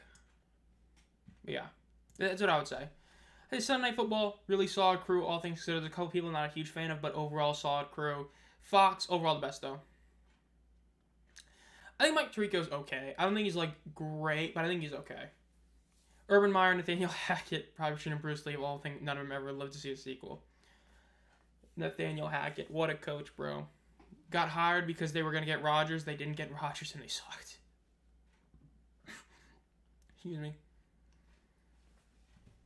Let's see, what was still on break? Who is winning the PGA Tour today? Again, Masters is next weekend. Harman's still... Oh, they haven't even teed off yet. Okay, never mind then. Yeah. One of those weaker ones. That's one thing that sucks about some of these events, like right before majors, you get like some of the weaker overall people in them. Like, you don't got no McElroy, no Scotty in them. No Morikawa. The Renegades fans. Again, showing it at 3 p.m. Of course, like right after this game, you will have the Women's National Championship game between UConn and South Carolina. I'm hoping for a UConn W. Hoping Paige can get the W. Not a big South Carolina fan. So, we'll see. Hopefully that, they get the W. Islanders goal again. So far, no Ovechkin record. Showing Sue and Diana. I believe Sue just got inducted to the Basketball Hall of Fame. Sue, Maya Moore, Sylvia Fowles, I believe, were the 3 women that got into it. And then, of course, you had Dwight Howard, Carmelo Anthony, and the Redeem team get in. Billy Donovan got in. So, yeah, I'm with Iowa. Screw South Carolina. The clock is still in. 3rd and 6 for the Renegades here. Again, this is around 4-down territory just because of where you are. I would not be too shocked with the run here. But Perez is going to be in 5 wide, though a QB draw would be a pretty nice play call here. Motioning Balaj to his left in the backfield, so we might be seeing a run here. Ball is snapped, fakes the hand, or doesn't even fake a handoff. Runs, he is going to run for it. And he gets tackled almost immediately. Doesn't look like it was a designed QB draw, but it was close. I'm thinking about going to Arlington to see a game. Have you been? Not to Arlington. I have only been to St. Louis and Tom Benson Memorial Stadium in Canton. Those are the only 2 games I've been to with spring football because I've only been to the championship games. In terms of how does it compare to other stadiums, I don't know for sure. I just know that dome stadiums are really nice because you never have to worry about it being hot. It's always really good weather. Like, when I was in St. Louis, it was insanely hot outside. I went inside the stadium. I literally was cold. But outdoor stadiums, a bit of a week. So, yeah. And they're going to be punting it here. Hate to see that, but there is punting it. And it's going to be caught by Hall at about the 15. He gets about 3 yards. Dude, that makes it even worse that Perez got that first down last week on that 3rd and 12. Peak viewership might be 1 milli just because of the championship. Well, no, because the championship game's on ABC and this game's on ESPN, so sadly it's not going to get that boost. They'll get like a mini one from the Tarasi Bird one, but I don't think it'd be that one. That's the only thing that sucks about that. I may drive down to St. Louis for that game versus BM. That would be a nice game to go to for sure. Still in the field is in battle for sure. Arlington probably win with just field goals. True. Are you going to watch the World Cup next year? Definitely. Last World Cup, I didn't watch every game, but I watched every Croatia game and a few other games, and of course the final. Ball snapped. Brown looks to his left, throws a quick pass over the middle. It is going to be caught for about a 1-yard gain. Because, I remember in the championship game where, everybody's glazing Mbappe about, oh, we got a hat trick in the World Cup final. And it's not really. I'm sorry. You get 2 penalty goals and then 1 real goal. That's a weak hat trick in my opinion. You know what I mean? It's a hat trick, but it's a weak one. Messi, though, deserved the golden boot. Great performance. Or the golden ball. Great performance in that cup. Brown is going to run it, and he gets tackled. They might call him about half yard short. They might give him a first down there. Really solid run by Brown right there. Probably the best play of the day so far for him. So how about that 4th quarter last night? Insane 4th quarter for sure. That was insane to see. Memphis, that last drive was almost a thing of perfection if it wasn't for the very ending of it. Missing the field goal, well, not missing, but the kick being blocked really sucked. Again, I actually liked the decision to kick it because you would have gone for it in 4th and 12, only you would have needed a field goal. But, it was a great quarter, definitely the best game of the year so far. Anthony Brown, 2 of 7 for 8 yards. What a stat line. Brown is under center, 2 men behind him. He's going to hand it off, and they break through, but they don't get the tackle. 2 Renegades defenders broke through the middle, but were not able to get the tackle, so it is a first down Houston. Go USA. Oh, I'm not going to be high. I know USA ain't making it past the group stage. If they do, I'd be shocked. This USA team just every year, they just disappoint. You hate to see it, but it is what it is. When Pulisic's your number 1 guy, and he's Christian Pulisic, yeah. We need Tim Howard back at goalie, bro. We need him to carry us like he did that one time.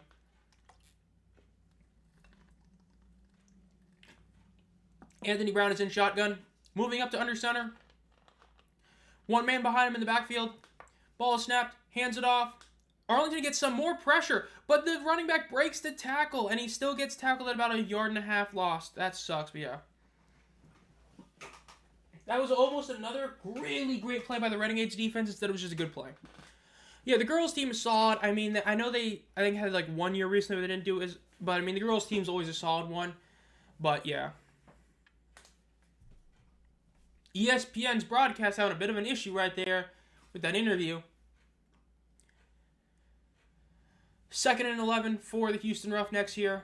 Let's see if they can pull it off here. Anthony Brown is in shot. 1 man to his left. Fakes the handoff. Looks over to his right. Throws it. Going to be too high a pass. Incomplete. Again, another poor throw by Anthony Brown. Just still not looking too hot. This is just not great by Anthony Brown. Some weak quarterback play by him overall. 3rd and 11.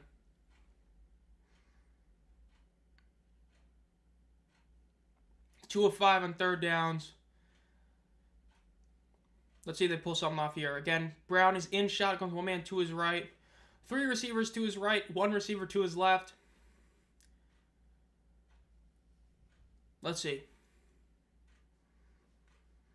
And looks like it's going to be timeout or delay of game. Delay of game. Definitely some poor QB play by Anthony Brown right there. They were lined up for like a solid 6 seconds. They just never snapped the ball. That is being completely unaware against like what James Larson was tweeting about earlier. Again, it's not just pocket awareness, sometimes just being aware of the play clock. This is not what you want to see by your quarterback. Again, especially a quarterback that's supposed to be... I mean, this is a guy that had a lot of hype. I never fully bought into it, but I know a few people who did, and he is so far not living up to it whatsoever. 3rd and 16 in shotgun. Ball is snapped. Drops back to throw. Throws it over the middle. It is going to be caught, and it is going to be a first down. A shockingly good play by Anthony Brown right there.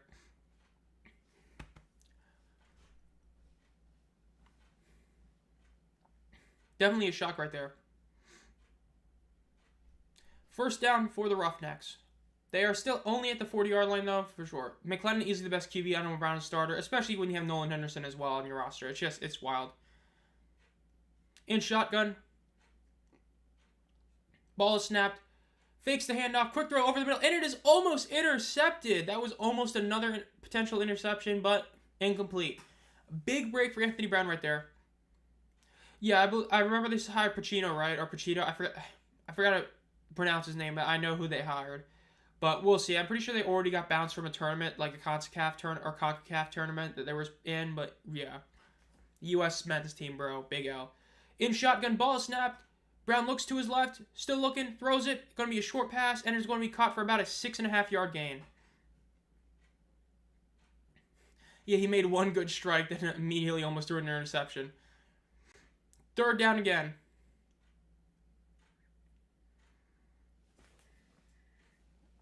Little under 6 minutes left in the quarter now.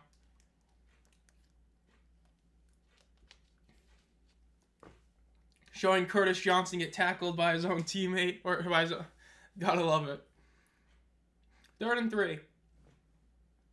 This is almost 4-down territory, but not fully. If they were about like 10 yards up, it would be. Brown fakes the handoff, and he throws it, and it is going to be incomplete. He's looking for a flag, but overall, that was just a bad throw by Anthony Brown. That was a really underthrown ball. If the defender had turned around, he would have gotten an interception there. Really poor play by Anthony Brown once again. Looks like they might be going for it here. Again, this is kind of close to no man's land, but not fully in it, but it's pretty close.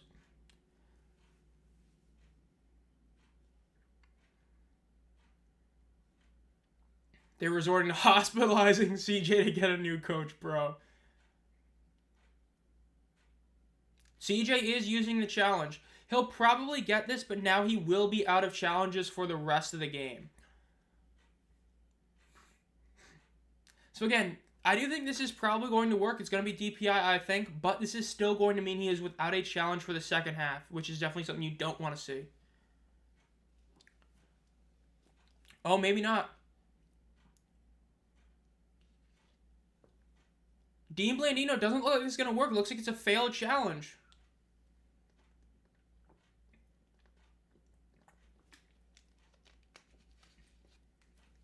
Ooh, doesn't look like it's going to work. Dude, that's awful. He failed the challenge.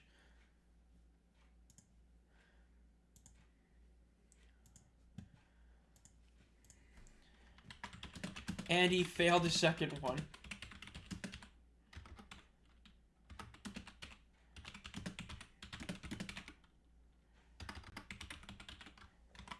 That is embarrassing. He made the first challenge, and he failed the second. So, gonna be 4th down.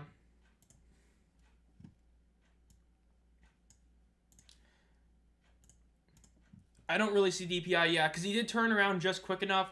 If he had turned around quicker, it would have been an interception. But CJ instant classic, and they're down to 1 timeout. Isn't that great? Best offense in the league. Yes, sir. We love that. If you know, you know. Dean Blandino explaining why this isn't a pass interference. Wish the NFL would have that instead of just, calling it or not calling it and then just saying it like that. Punt is up. And it is once again, it hit the end zone, so it's another touchback. I wish Messi would be allowed to play for the USA since he's in the MLS. Yeah, but that ain't, I mean, we all know that ain't how it works. You got to be a citizen of them. You know, it's like Joel Embiid trying to play in the US. He became a citizen to just ditch Cambodia or whatever. Or went to, yeah, that was just...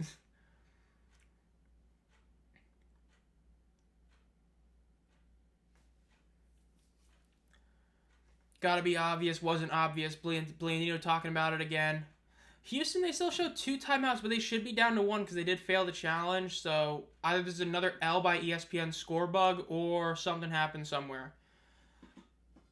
But again, if you're Arlington, you should be trying to get a touchdown here. Obviously, if you get a touchdown here and score some extra points, this is probably over. You know how bad this Houston offense is and how good this Arlington defense is overall, so yeah. They're at the 25-yard line. Perez is in shotgun. 4 minutes and 40 seconds left. And Arlington has all 3 timeouts and 1 challenge left. Ball is snapped. Hand the ball off on first down. He's going to get about 6 yards. Still on his feet. About a 10-yard gain, almost exactly first down for the Renegades. Great play by them right there.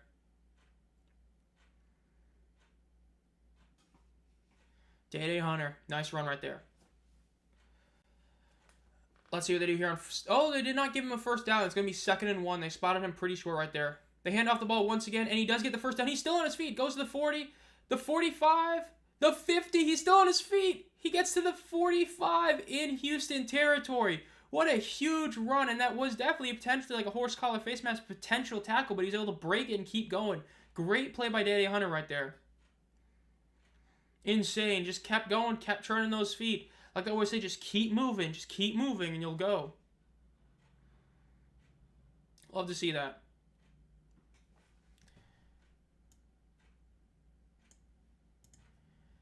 Insane to see right there.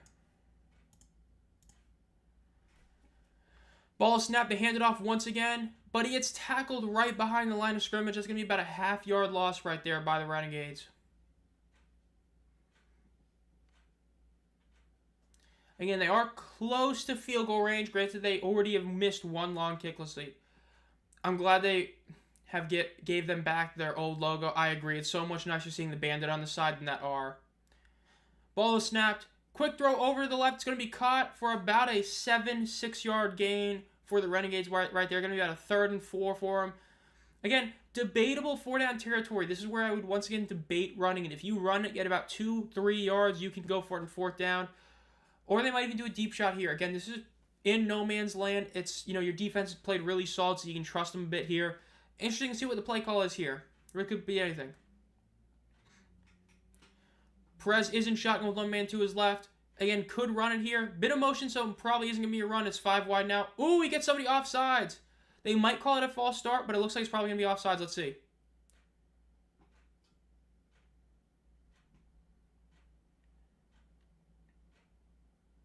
They're calling it a false start before it.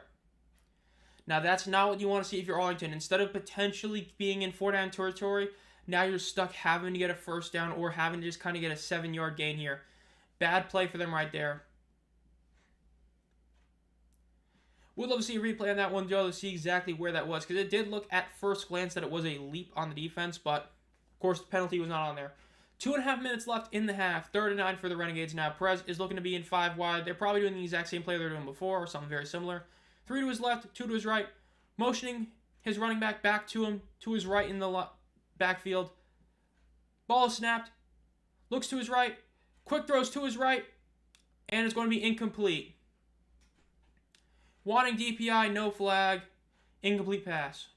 Just great defensive play for sure. I definitely agree with that. Great defense.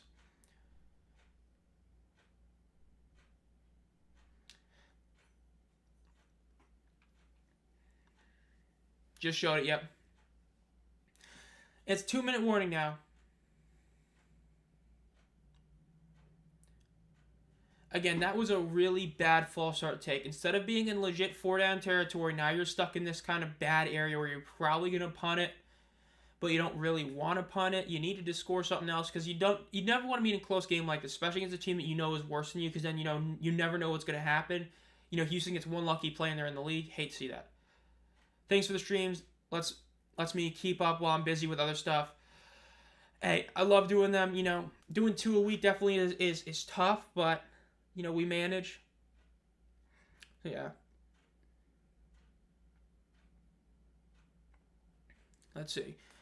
You and Rising Rhino stream the UFL games. You can do some streams together. Probably not, because I honestly, I doubt that. I know doing streams with other people is always a tough one, because you have to manage a lot of other things. Even just doing like the interviews sometimes can be tough because you're having to add a lot of things. Like especially for an ESPN game, having to have one tab open for that, one tab open for OBS. You're gonna have to have one open for something else. It's just a lot of stuff going on. Renegades, UFL.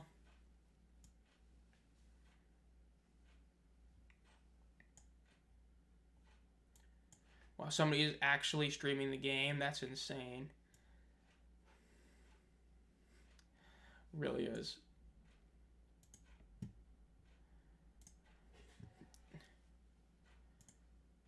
Let's go over here. Just checking over here. Matt agreed. It's confusing. This game, yesterday's game, I can't tell if I'm watching good defense or really bad football or really bad offenses. The one thing I will say is that Arlington's defense was much improved last week from the year prior. Memphis, that game was, I would say this, it was more bad offense on DC and then good defense on DC as well. DC's offense just wasn't good, but overall Memphis's offense was still solid, but DC's defense just outplayed him, and Memphis's defense is good. This game, Houston's offense is bad. Like, Arlington's defense is good, but man, Houston's offense is bad. Houston and DC have 2 of the weakest offenses in the league so far. So, yeah. If Nolan Henderson was playing, Houston would probably be winning right now. Wouldn't be shocked if that was the case. Hopefully it wasn't a 1-week thing, but I hope the Battlehawks offense produced the same. It'll be interesting to see because San Antonio's defense looked a lot worse than we expected. Wade is probably going to be back on the sideline, so we'll see what ends up happening there. Mon's my guy for the Brahmas. A&M rep. If Mol10 was here, he'd agree. Hopefully Mon plays better. Again, he wasn't horrible in week 1, though a lot of that is because we saw Anthony Brown play. But yeah, DC came out swinging against the Stallions yesterday. It looked odd. I wouldn't say so because DC's offense against Birmingham also looked really bad. It was just Matt McCrane carrying them. DC looked like they were playing the same team both weeks. They were playing a team with an offense that they were able to just kind of hold, but their offense was terrible. So I would say DC looked about the same both weeks, honestly. I was like, what team is this challenge? Throwing a challenge is wild there. Challenge was thrown and it didn't work by Arlington. So we have no challenges left. That's kind of shocking. Out of challenges with 2 minutes left. That is insane. 4th and 9. The Renegades are going to punt it. Haven't seen a fake punt this season yet so far. Punt is up. It is going to be... Ooh, it takes a Roughnecks bounce into the end zone. So it's going to be touchback. Going to be at the 25-yard line for Houston. Showing the big crowd shot, not the best, but yeah. Let's see, what posts do we have on the Twitter world? So again, 2 challenges, 2 successful, 2 failed. Pretty insane. Again, still seeing some rain going on inside. Never really helps, obviously, so yeah.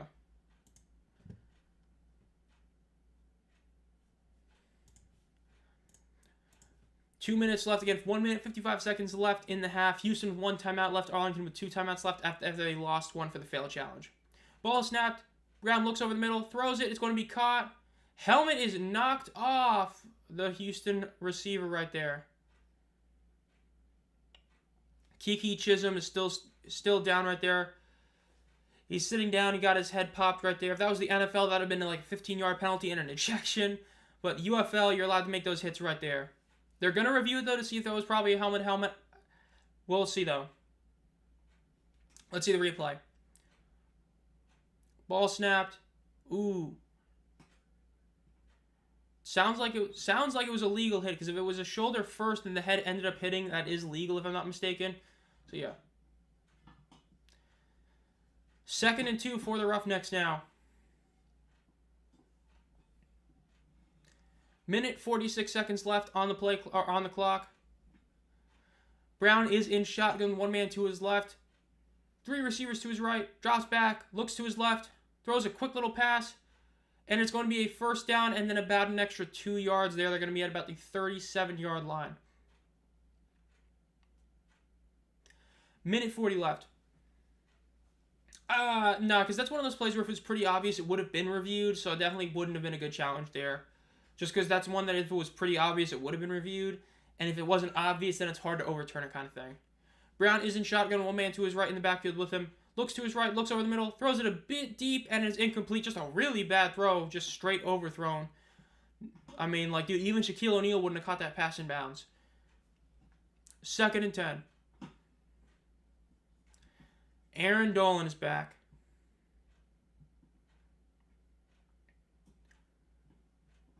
The over-under is at 23.5. That's wild. Could this be a trap game for Arlington? The Roughnecks have so far been efficient on third downs. It just feels like Arlington's offense is just not doing enough because the defense is doing really solid. So, you know, could be, but yeah. Ball is snapped, drops back throw, looks over to his right. He's going to scramble over the middle. Brown keeps going. Ooh, evades a nice tackle opportunity, and it's going to be a first down for the Houston Roughnecks. What happened to the Panthers? RIP. Also, the Renegades ain't looking to hit this week on offense, or the Brahms defense is just that bad. Arlington's offense just ain't looking too hot right now. They've had a couple good plays, but they did miss the one field goal, which really hurt them, obviously, and they had a couple bad penalties. It just seems that the penalties are actually hurting them this week, because, again, they had a lot of penalties last week. Like, I wouldn't even say it's... Ooh, potential interception that might have hit the ground first. They're calling it an interception on the field. Anthony Brown with a classic right there. That's an Anthony Brown staple right there. Throwing a bad interception when you don't need to. Again, that is going to be reviewed. Might have hit the ground. Might not have. We'll see. Yeah, overall, the Arlington offense still looks pretty similar to last week. The issue is that the penalties are affecting them. Like that 3rd and 4, doing the false start, pushed them back 5 yards. They were screwed over there. And a lot of that's been happening. Looks like it hit the ground first. Yep, incomplete pass. It looked like it might have hit the ground, and they're calling that it did. Again, still, that is a classic Anthony Brown almost interception right there. I think this game is going to be close tonight, but I do think St. Louis is going to win. I think St. Louis is just a better team than San Antonio, but San Antonio always puts up a fight against St. Louis, so I think it's going to be a close one. But yeah, this game right now, it's about Arlington's offense still taking bad penalties, missing a field goal, taking a bad penalty. If they don't take that penalty there, they probably get the 3rd down completion, or maybe go 4th and 4th down and get it. This game is probably at least 9-0 if they don't miss the field goal and fail the 3rd down conversion. Instead, it's still 3-0, and Houston's still right in the thick of it, despite not playing well whatsoever in offense. Again, they made a couple of nice 3rd down plays, but overall haven't been playing great. Brown is in shotgun, one man to his right, 2nd and 10. Let's see what they do here. 3 receivers out to his left, 1 to his right, and his running back to his right in the backfield. Drops back to throw, looks over to his right, throws it, and it is going to be a caught pass. That is the best throw Brown has made all day right there. Only his receiver could catch it. Very shocking to see that, but first down for the Roughnecks right there. Again, remember, under 2 minutes, the clock stops its college rules until the ball is set, so we are right now still at 57 seconds, and the clock is about to start moving as it just did. 54 seconds left. They are in field goal range to tie this game. Let's see what happens here. Ball is snapped. Brown looks over the middle. Looks over to his right. Throws a quick little short pass. And a really nice low hit right there by the Renegades defense. It's about a 4-yard gain. But Merritt is still on the ground. Ooh, looks like it might be down. Yeah, that was a nasty hit on his legs right there. He is down. Yep, I think so too. It won't be a blowout, but that game tonight should be good. I want to see some high-scoring games. We're going to defense. Yeah, defensive games are always great, but a lot of casual fans just want to see offense, the whole NFL motto. So seeing defense games, like yesterday's game was a cinema game. That DC-Memphis game was an incredible game, even though DC's offense still looks really bad overall, but it was a great game. Really, really fun one to watch, but if you're a casual football fan, you might have hated how it was a low-scoring game to the 4th quarter. So far, this week's been so much better than week 1. Even this game is a lot better than the week 1 games, but yeah. Terrible hospital pass. Arlington is killing them like a bandit, lol. Kirk Merritt, I believe the only running back that's back from last year. Still down. Again, that was a low hit right there by the Renegades. Just went for it. I enjoy defensive games. JK, high scoring than the ones this weekend is probably much better. In 21 seconds left, Houston is in field goal range. As long as Anthony Brown doesn't do something stupid and throw an interception, this should be a tie game at half, despite Arlington having thoroughly outplayed him on offense. which, of course, that's the whole story about why penalties matter, right? Special teams and penalties, two very important things. Arlington missing a field goal, Arlington getting a bad penalty on third down, really hurt them. Houston, doing enough. Houston is now down to 0 timeouts after this. So 0 timeouts for Houston, 2 for Arlington, 21 seconds left. Basically, if you're Arlington, you're hoping you get like an interception or something and just don't allow a touchdown. Anthony Brown is in shotgun, one man to his left in the backfield with him. Or to his right, I mean. Ball is snapped. Looks over to his left. Rolling. Throws it. It's going to be a deep end zone shot, and it is incomplete. Again, overthrown pass. Nearly strip sack. 3rd and 6 for the Roughnecks right now. 7 seconds left. Again, this has to be an end zone shot. Nope, they're just going to kick it. They're playing it safe. And this is the correct way to do it if you had a timeout. Without a timeout left, I'm not a huge fan of this. See, if you have a timeout left, in this scenario, kicking it in 3rd down is the correct play, because if you end up missing the snap or something, you just take it, fall down, timeout. You don't have a timeout, though. You have 7 seconds left. That is more than enough time to do an end zone shot or something. So this shows a lot of lack of faith in your quarterback, in my opinion, and your offense as a whole. Let's see if he makes this 41-yard field goal. Not a gimme, but let's see. Kick is up. It is good. Tie game 3-3 with 2 seconds left in the half. A&M fan here. We should play the Hawkeyes sometimes. Would be a great matchup, I think. Houston 1-1 in field goal attempts. Cinema game. 3-3, another low-scoring game. And the over-under being something insane is just wild.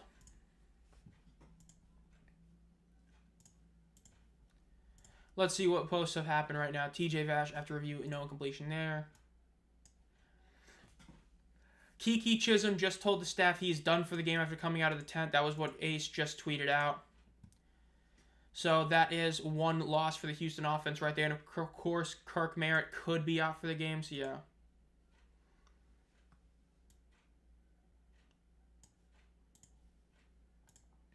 So we are now in halftime. Of course, it is 3-3 tie game. You got to do them like that. I like the field goal tie the game up. Houston point differential -25. They'd love to see it. Again, 2 seconds left before the half, but essentially barring like some insane return or something, this is a tie game.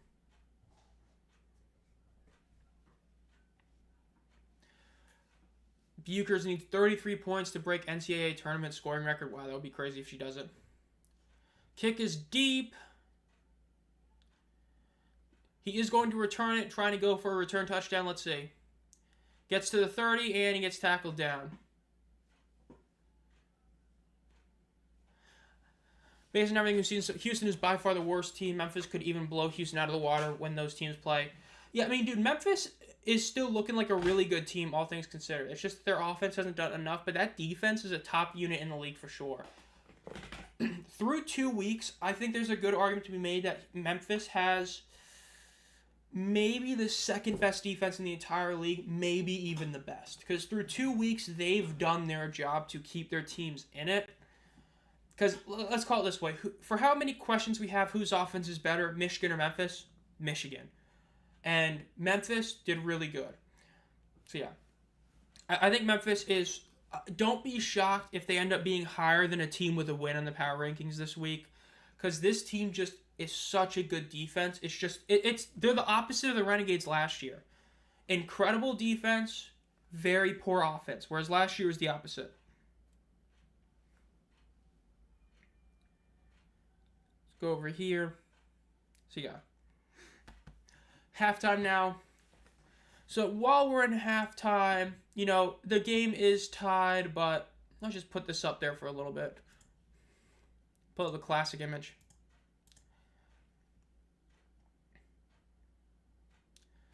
Again, so far we have not seen any touchdowns this game, but yesterday we didn't see any till the 4th quarter, so yeah. My suffering is over. I'll shave my head bald, bruh. The Roughnecks win, oh my god. That would be so bad if they end up winning. That would be awful.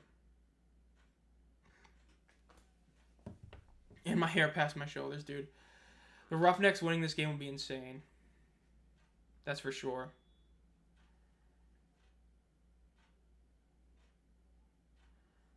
I don't know why that went up so high, but yeah. This is going to be something else. Let's see. Well, now that we're in this, let's pull up some other things.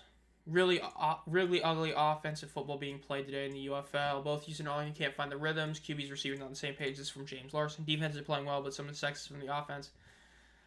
Yeah, definitely not the best game so far. Not as good as yesterday's game. Let's pull up some stuff here. Okay, PGA.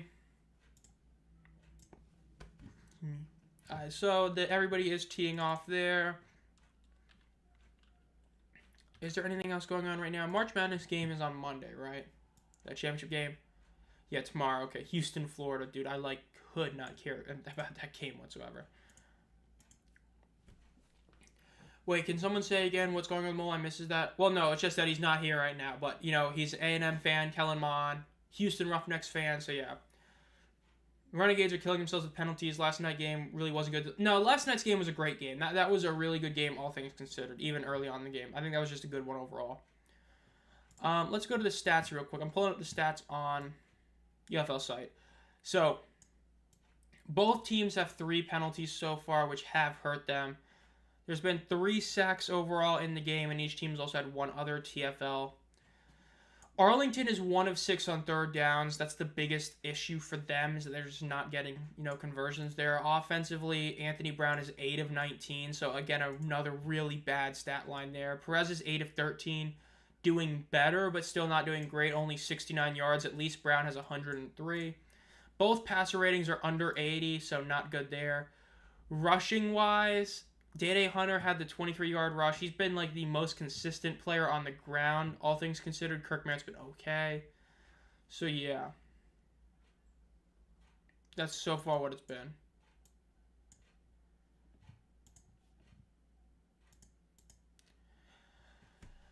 So yeah. Now he's just getting cooked as a Roughnecks fan. I did miss the first half. The third quarter seemed pretty slow, but it picked him in the fourth. Oh yeah, y'all funny. I took so little. I thought he was sick or something, bruh.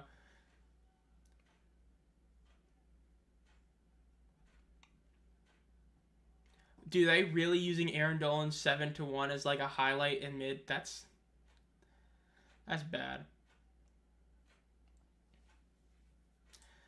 Man, I wish we got some sort of halftime thing. Dude, they couldn't find at least one person to be an actual halftime person. That's insane.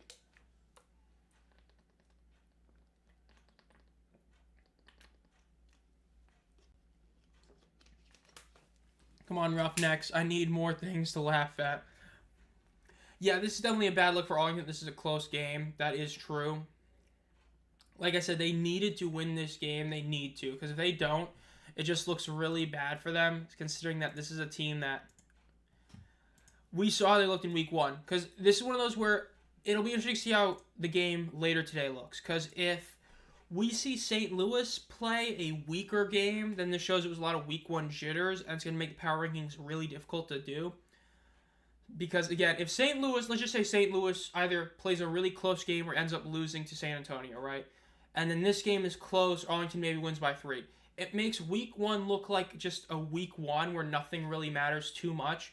And you could easily make an argument that then Birmingham should be the number 1 team in the league with DC 2 and just literally pick your poison 3 to 8, really. You know what I mean? So it'll be very interesting to see. I hope Houston loses true. Way better than last week, lol. Houston has been playing good defense, though, way better than last week. Well, yeah, the defense looks a lot better for sure. Dude, yeah, true. Yes, I mean, yesterday's game was great, but not really for highlights. It was just a good game, but yeah. Sean Perez bowling. 10-17 just bowling.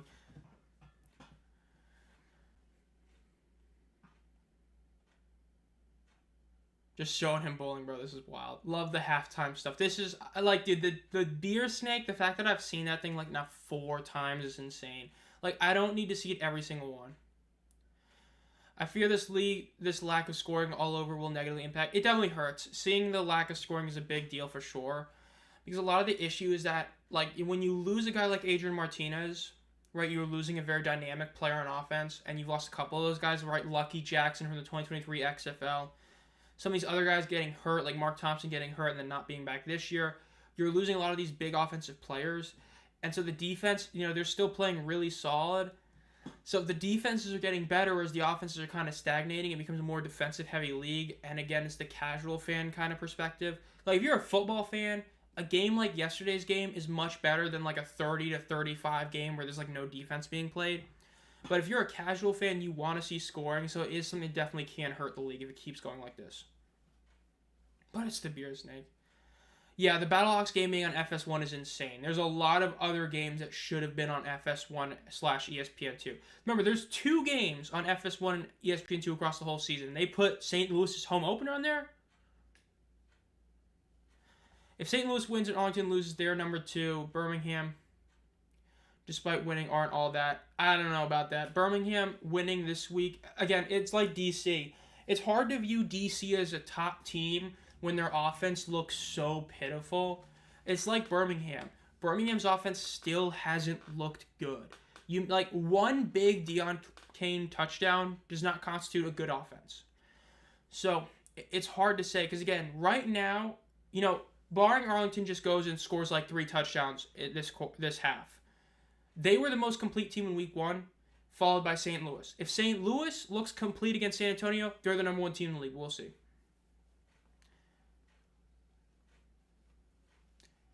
Yeah, FS1 is where this game is tonight. The St. Louis Battlehawks hosting their first game of the season is on FS1. Insane. A near primetime game on FS1. Let me see the schedule. I still love how we don't know where the championship game is, by the way. I think it's hilarious. Yeah, 6:30 p.m. So it should be like right after the women's championship game, and it's on that. It's insane. I was hoping Anthony Brown would be better. No support down south. Cookis needs to be traded. What time? Yeah, 6:30 ST. Yeah, Case Cookis ring chasing, true. But he's one of those guys definitely be an upgrade over some of these other starters. I mean, like, losing Lindy Scott hurt. He was somebody who had a lot of potentials. That one hurt to lose. Jalen McClendon should be starting somewhere, but he's not. Again, would love to see him hit the field. Nolan Henderson's a lot more of a fun watch than a lot of other quarterbacks. He's kind of like Jameis. He's just a fun quarterback to watch, so it sucks that we're not seeing him either. When the other team basically sells, St. Louis right now can put up more points than the Renegades. Yeah, but week 1, again, week 2 is what really matters. It's why I was still hesitant to even move Birmingham as low as I did last week. Because week 1, it's the first week of the season, right? Like, we had the Patriots lose that one time to, I believe, the Jaguars or the Lions in week 1. It was a big deal, but then guess what? Patriots were still good. The Lions still sucked. Like, it's week 1, so it's hard to look at it as a big deal. That's why week 2 matters so much. That's why the Memphis-DC game mattered so much. Because it proved 2 things. It proved DC's offense still sucks, and it also proved that Memphis' defense is good. Same with DC's defense. So it proved something.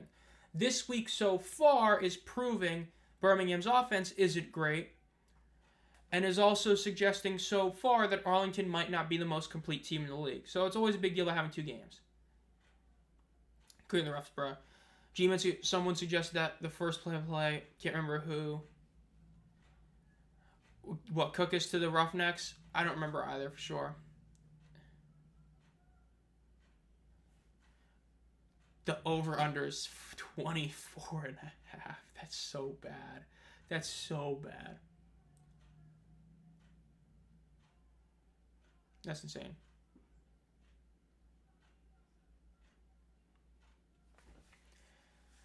Aaron Nolan, bro.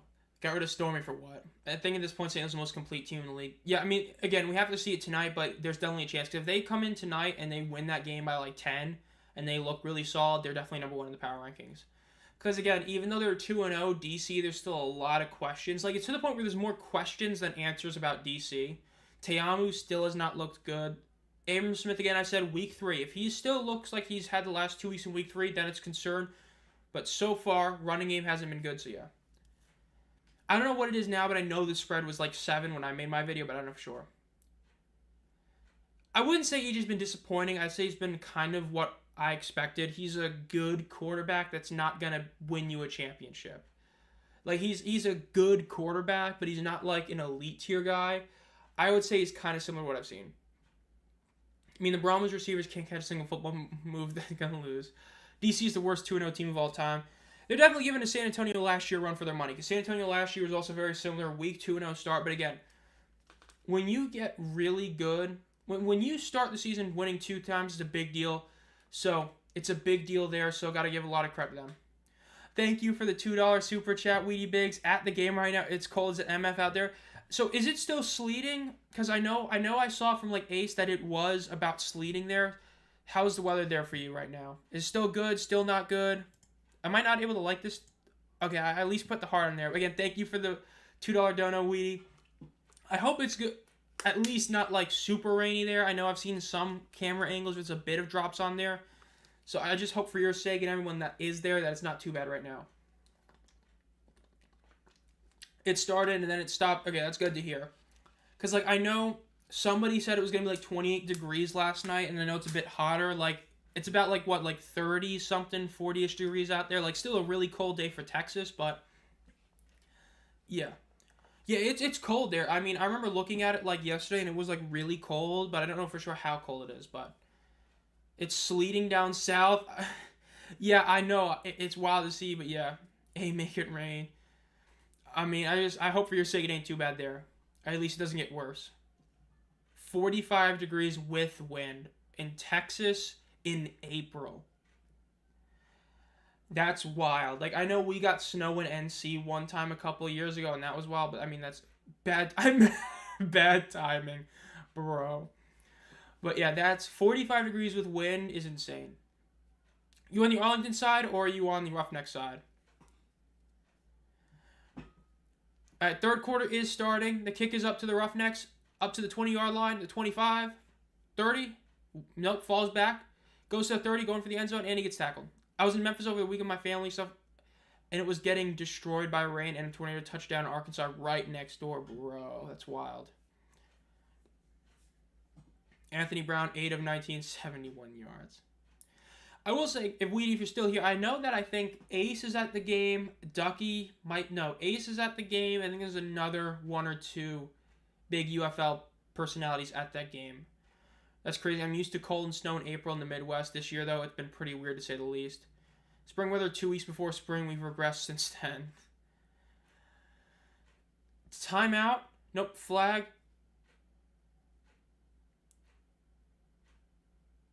Too many men on the field on defense. Another bad penalty by Arlington's defense, bro. This is not what you want to see if you're an Arlington fan.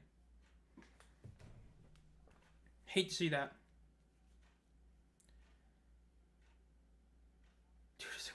I just got to do it as a clown reply, I think, on my CJ Johnson challenge, bro. Oh, no, he's talking about that. Okay.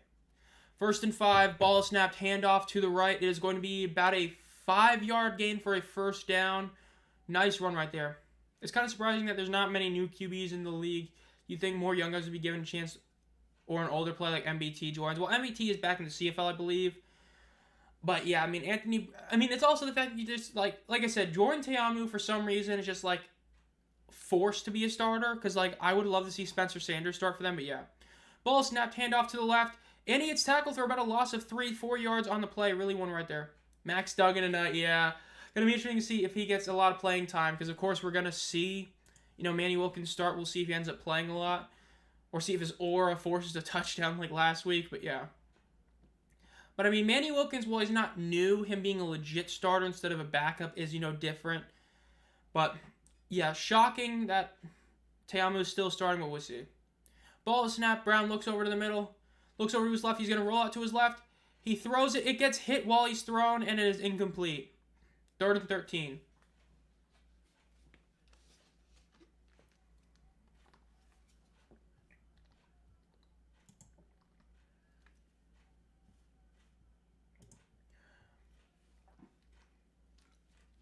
Jameis Winston, dude. Jameis in this league would be insane. Dude would just keep throwing the ball deep every single play. And so, yeah, Battlehawks have a good shot at being number 1 after so far. Ball is thrown to the right. It is caught and is going to be out of bounds. So, incomplete pass. Do you think Hakeem gets it? Well, Hakeem isn't playing tonight. I don't know if you saw that. He is inactive for this game. So, he is not even going to be playing tonight. Trey Lance. Oh, no. Bro, the unsolicited Gatorade hate, bro. Wow. Yeah, Hakeem is inactive. I don't know if he's hurt. I don't know if they're just putting him, but yeah, he's not playing. Adam always keeps us updated. True that. Always got his own stats. Punt is for Mike Rivers. Again, Roughnecks are punting. Solid play right there. Let's see.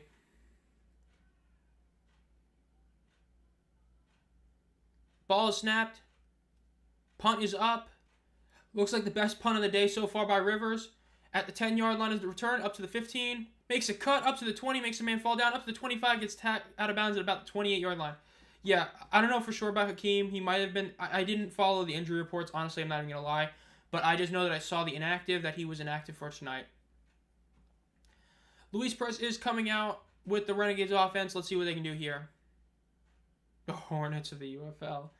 Bro, the Charlotte Hornets, what a team.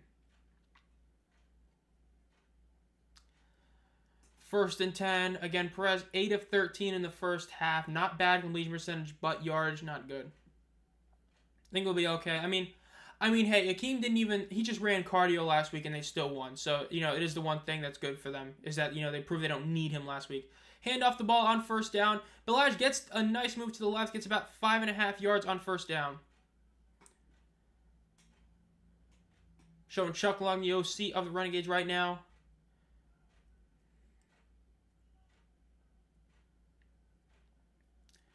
Let's see, 2nd and 5 is what we're going to call it right now. Rockets, Warriors, that should be a good game tonight. But I ain't going to watch it because the NBA and it ain't the playoffs. And even then, the playoffs I only watch when it's my team. 2nd and 5 for the Renegades. I still got to make my community members video for this week. I got to remember to do that. Or for this month, I mean. Ball is snapped. Hands the ball off again. Fakes a second handoff. Ballage gets to the right. He gets a 1st down and then about another 6 yards. 1st down for the Renegades. Really good run right there. Good play design there. 1st and 10 for the Renegades.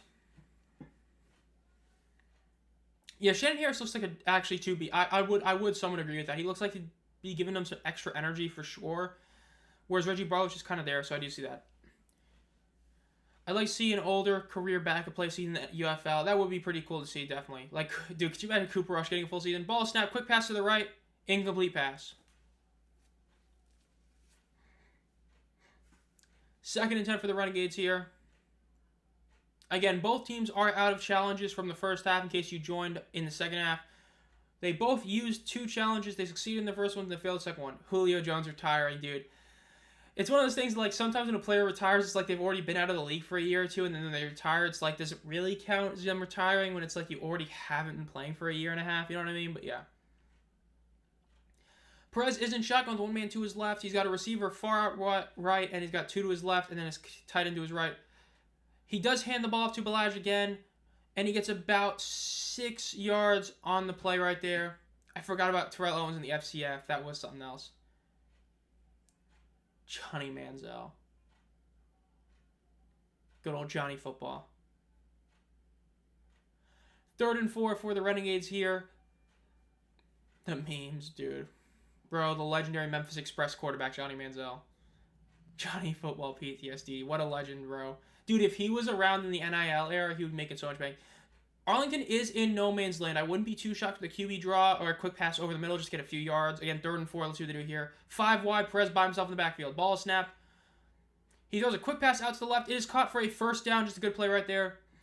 1st down, Arlington.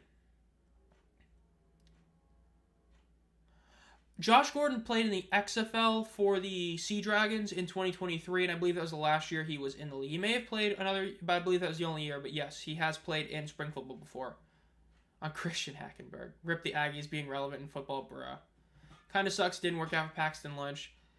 I mean, hey, he had 2 chances. It is a shame that it didn't work, but at least he gave us that one really good game at one time. Perez is in shotgun, 1 man to his left. Motions his guy. He's by himself in the backfield. Looks over to his right. He evades a sack and throws it to Sal Cannella. Beautiful pass right there, and is going to be caught for a 1st down. And it looks like a hit to the head to Sal Cannella. They're saying that the ball... This is live still? The play is still going on. They're calling it a fumble.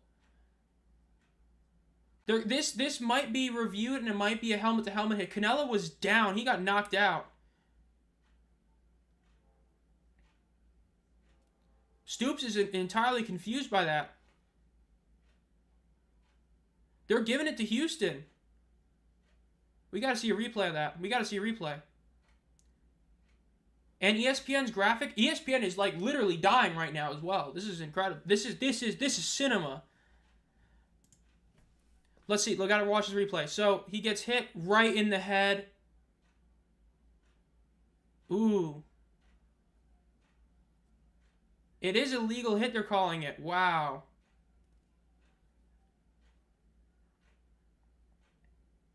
What a hit.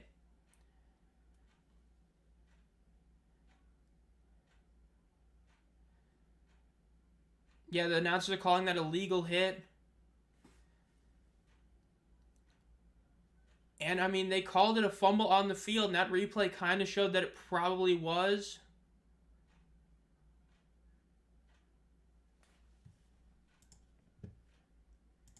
The play was still live. Again, that's the one thing. Whenever you have to keep playing when the whistle is blown, you have to keep playing.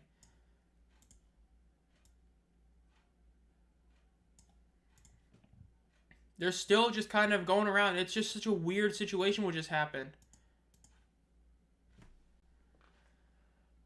Blandino was just looking at everything, looking at if it was a penalty, looking if it was fumble, looking if it was a catch. And let's see.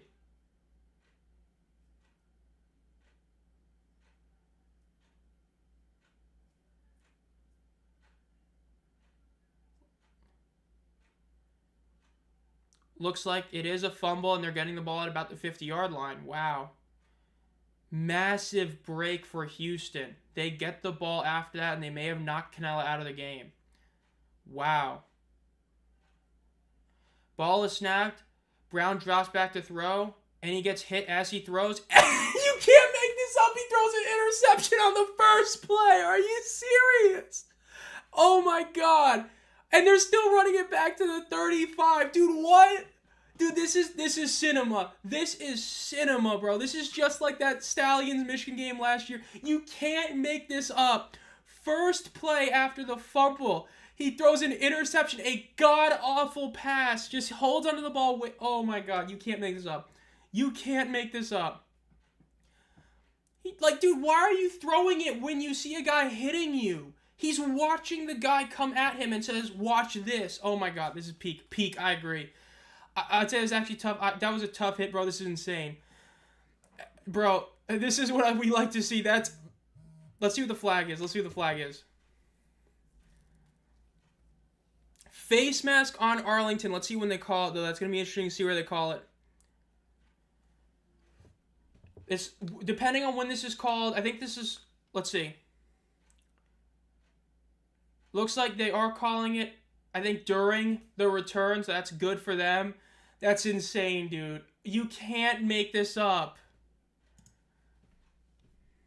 First play after the fumble recovery, he throws an interception. And it was Ajeen Harris, one of the best defenders on this Renegades team, making the big play.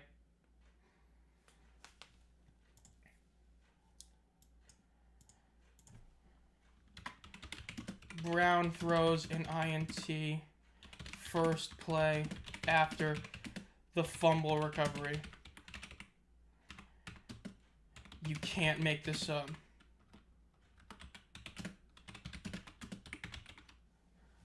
That's insane.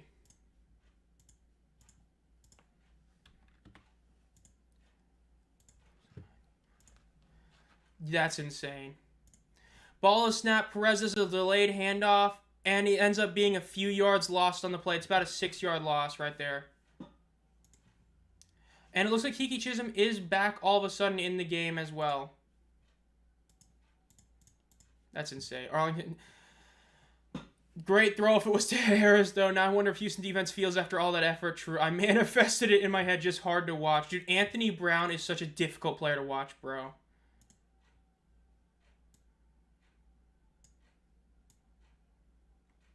That's insane. Perez is in 5 wide by himself.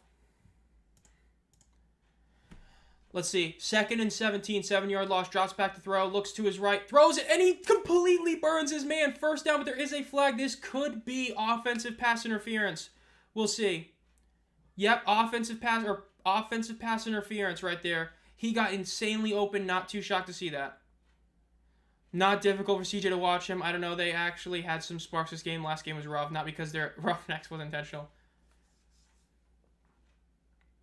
May have to bench Brown for the rest of the season. There's mistakes, and there's that true. Like, dude, he watched a guy run at him and then said, yeah, I'm going to throw this football. Ovechkin breaks the record. Ovechkin has the most goals in NHL history. He broke the record.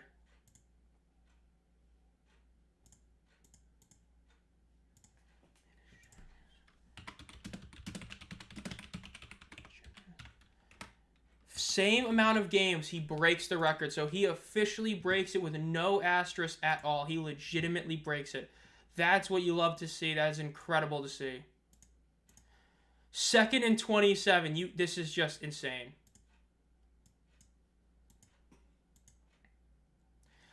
Perez throws it, and it is going to be caught. Great catch by Seth Green. That's a nice gain. They're going to be in a more manageable 3rd down.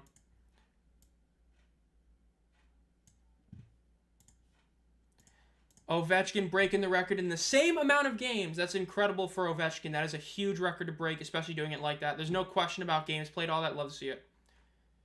3rd and 16. They gained 11 yards on that play. Let's see what they do here. Breaking news. Ovechkin passes Wayne Gretzky with 895. He could hit 900 by the end of the year. Roughnecks defender is down, by the way.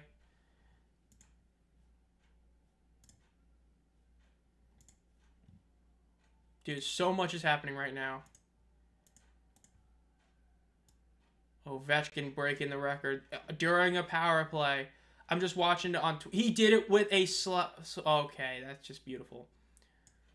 Oh, I bet Ovechkin should be #1 trending right now. Great chase. He did it. Love to see it.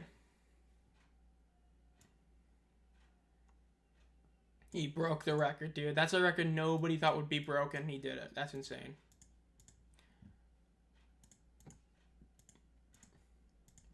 Man, what a wild sequence.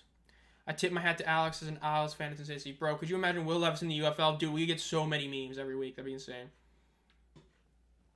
Dude, Will Levis would just be he would be a fun QB to watch. Right, dude, this is insane. What a moment. 3rd and 16 for the Renegades. All right, let's go back to some football here. 3rd and 16. Let's see what happens here.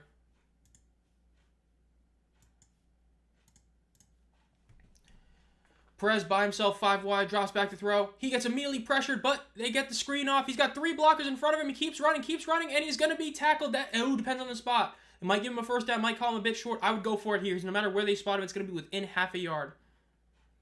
Great screenplay. They just literally let the defenders run right in and he threw it. Magoo could never.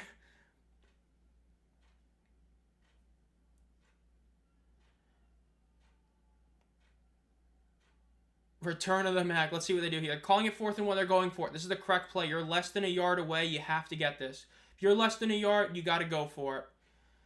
4th and 1. Let's see if this is a play action pass or run right down the middle or run to the left or right. Let's see. Ball is snapped. Fake the handoff. Quick throw out to the right. And wow, bad. He should have just gone for it. That was he tried to keep cutting. He should have just ran for it. Like, he should have just ran straight instead of going to the side. That is a failed 4th down conversion by the Renegades. That was failed right there. Arlington fails it. Not what you want to see. Let's see this. Throws it. He should have just taken the hit and ran for it instead of trying to outrun his guys. You only needed a yard. Yeah. Are you streaming the game tonight too? No, I'm not doing that one. I can only do 2 a weekend. Doing even 2 is a lot. And this was the one that ended up winning the vote. Community Heroes get to vote on the 2nd game of the week that we stream, and they voted on this one over the other one. So, yeah.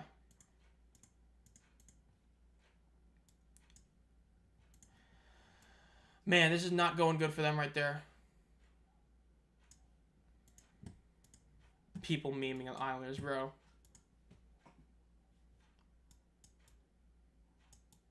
Can't believe Ovechkin broke the record. That's insane.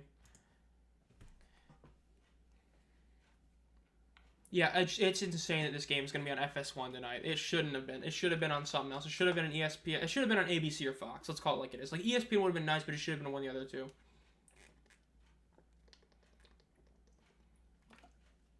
Especially since it's not like you have anything else going on today. I mean, remember, the women's championship game starts at 3. Like, a 6:30 start time, you're not interrupting anything, really. So, I just don't get it. It's so... Yeah. Hoping the Battlehawks look the same they did last week. Dude, if they do, it's going to be great for them. Going to make them the best team in the league for sure. He's voting for community members for the second game each week for him to cover. This one got voted over tonight, but it would be based on the voting each week, he said, if they can make it work. Yeah, the only times we don't do it is when there's a tank bowl. Tank bowl takes over precedent. And if there's games I just can't do because of timing, but yeah. Arlington pissing me off, like, please. Dude, that was such a free first down. All you had to do was just like reach forward and run forward instead of trying to run to the sideline.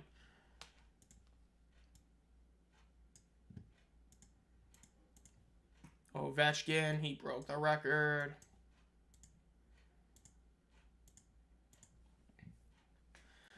Man, what a game. This game has been something else. Dude, I don't know what it is, but Roughnecks games are always something to watch. Like, no matter what it is, every Roughnecks game we watch, it's always something. Love Tank Bowl priority, yes, sir. Choose a Buns game. Already have 2 of the greatest games this week. I'm pulling for the Brahmas. That's okay, man. I do appreciate you putting the work in the MSC streams. Yeah, dude, last week doing 1 a week was fun, but this week doing 2, I mean, Friday night and then one other one, it's tough, but it's fun. G-Man facts. Roughnecks are playing good football right now. This is basically Tank Bowl. This is one of the games of all time. Studio update with showing the Alex Ovechkin goal. Beautiful shot by him, bro. Look at that. The entire bench jumping out to him. Look at Gretzky, dude. That's what you love to see. Him smiling, actually being happy about it being broken. Like, that's what you love to see. Because he knows damn well his points record ain't ever being broken. That record is like, dude, LeBron's point record is like garbage compared to Gretzky's point record. If you don't know, Gretzky's points record in hockey is never being touched. Like, LeBron's record will be broken like 6 times before Gretzky's even gets broken once. Gretzky's record ain't ever being touched. I mean, bro has more points with assists than anyone else has points general. Like, oh my god. Insane.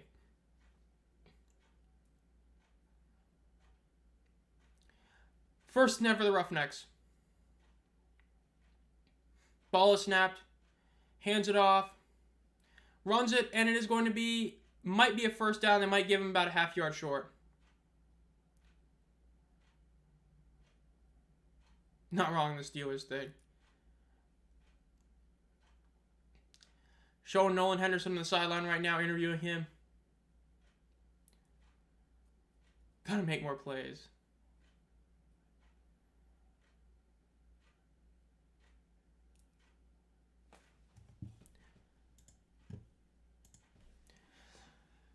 Let's see. Still have not gotten the... Well, we're still in the third quarter, right? Yep, still 6 minutes left in the third quarter right now. This second half's going a lot slower than the first half did. Again, injuries for the Houston Roughnecks right now. Been a lot of injuries this game so far, too.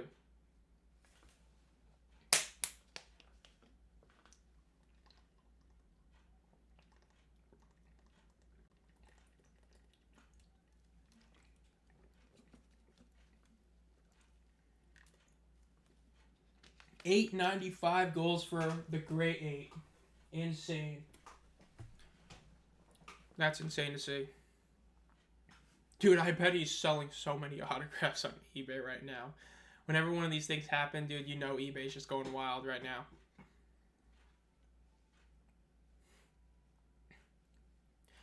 First and 10 for the Roughnecks. They are past midfield. They're at Arlington's 36-yard line. Brown is in 5 wide. Quick screen pass out to the right. It is going to be short by about 2 yards on the first down. Going to be second and about 2. Right there, that would have been like 2 taunting penalties in the NFL. I think they heard the backlash they got last week on that taunting play, and they made that one, because that easily would have been a penalty in the NFL right there. 2nd and 2. Brown is in shotgun, one man directly behind him.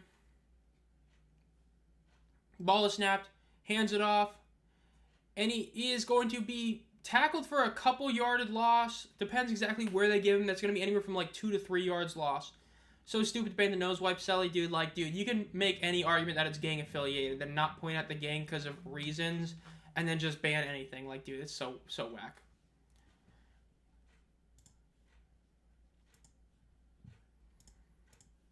Excuse me? Yep, wow, they're calling that a 6-yard loss. That's insane. 3rd and 8 for the Roughnecks. Again, they're in this weird area. It's going to be a long field goal for them to get stopped here. Let's see what happens here. 3rd and 8. One man to his left in shotgun. Looks to his right. He's scrambling, and he gets sacked. A massive loss. They're going to have to punt now. That is a massive loss for the Roughnecks. Again, bad play. Brown just kind of stood there, seeing the pressure. Big play by Arlington's defense right there. That saves them 3 points. They can't even kick a field goal now. Let's see this replay. This is definitely bad. Brown drops back. They're showing it. He sees the pressure. He turns around and runs. That's like what Alex Magoo did. He did like a full 180 instead of just throwing it away or moving left or right. Definitely not what you see. How does the Roughnecks always do somehow do the wrong thing? Isn't it great? 4th and 22. They're going to punt it, obviously. Punt is up. Going to be returned at the 10-yard line. Nope. It's going to be down at about the 5. The Islanders just posted congrats on the breaking the all-time goals record.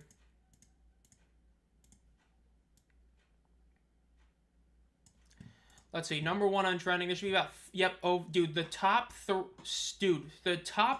trending are all Ovechkin. 6th is Ovi. 8th is Ovi. That's insane. Another Ovi is trending.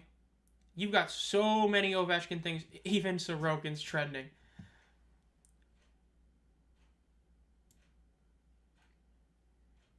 Ilya Sorokin, bro. Ilya Sorokin allowing the goal, dude. He's gonna be remembered for history for that, being the guy that let Gretzky break the record, or let Ovechkin break the record. Does Houston have dirt in Arlington or something? Hey, that was really bad play by Houston right there. That was some bad couple of plays, losing yards, back-to-back plays in field goal range in a tight game. Yikes. Let's see what Arlington does here in this drive, though. Of course, they still haven't really done anything today, really, overall. So, very interesting to see what they do now. Put this up. Here we go. 3-3 is still the score. Again, looks like it's going to be another under game, which is insane. A lot of low-scoring games. Hopefully tonight's game is a bit of a higher-scoring one. That's what we really want to see. We don't want to see all these low-scoring games. Like, low-scoring games are fun, but not when it's every single game. That's the one thing I will agree on. So we'll see. Dude, not this commercial, dude. The Dash Pass commercial is such a bad one. One of my least favorite commercials on right now. Well, granted, the Super Bowl commercials this year were really weak, so not too shocked we're stuck dealing with a lot of these ones for obvious reasons, but yeah.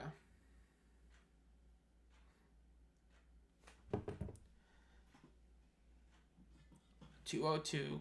Hour away from March Madness's women's national championship game. Still in commercial break for this, by the way. Yeah, if you're enjoying this stream, make sure to like the stream. Subscribe if you haven't already. Think about becoming a community member. Get team emojis video for this month, which I still got to figure out. Probably do a draft-related video, but we'll see. Yeah, terrible Dash Pass commercial. I love when a completely unnatural sentence is written in the script. Yeah, dude, I love Albuquerque being used like 3 times in the ad for no reason.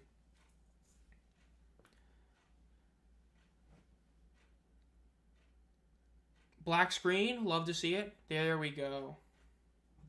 Again, it was the best punt of the day so far for Houston. They're going to get the ball at about the 8-yard line.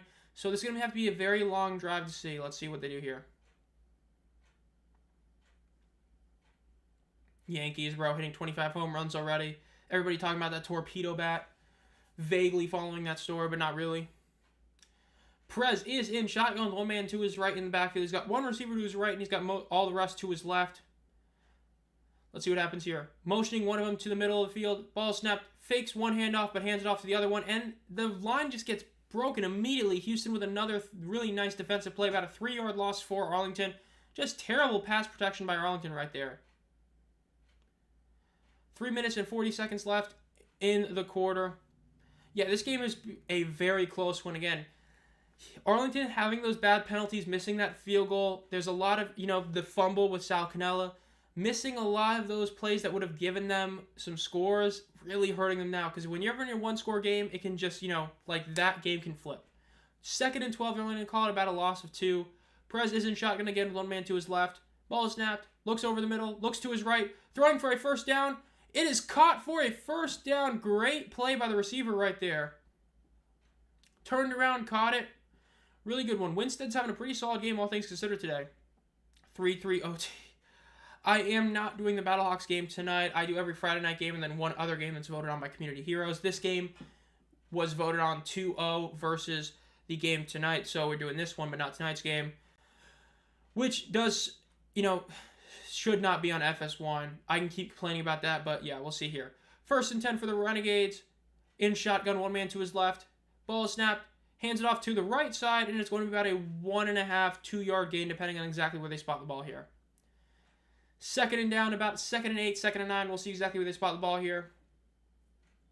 Yeah, haven't seen a score in a while since literally halftime. So Arlington needs to put up some points right here. You cannot keep this game 3-3. You cannot keep it a tie game, whereas Houston can get a really just good play and end up winning it. Of course, if you just joined the stream, Ovechkin did just break Wayne Gretzky's record for the most goals in NHL history. Ball is snapped, Perez throws it quick over the middle, and it is a pretty bad pass. It was in the receiver's hands, but that was a bit of a bad pass. Could have been caught. A bit of blame on both parties. If it hits both your hands, you're supposed to catch it. But at the same token, that was a bit of an overthrown pass. So big break for Houston right there. 3rd and 8 now.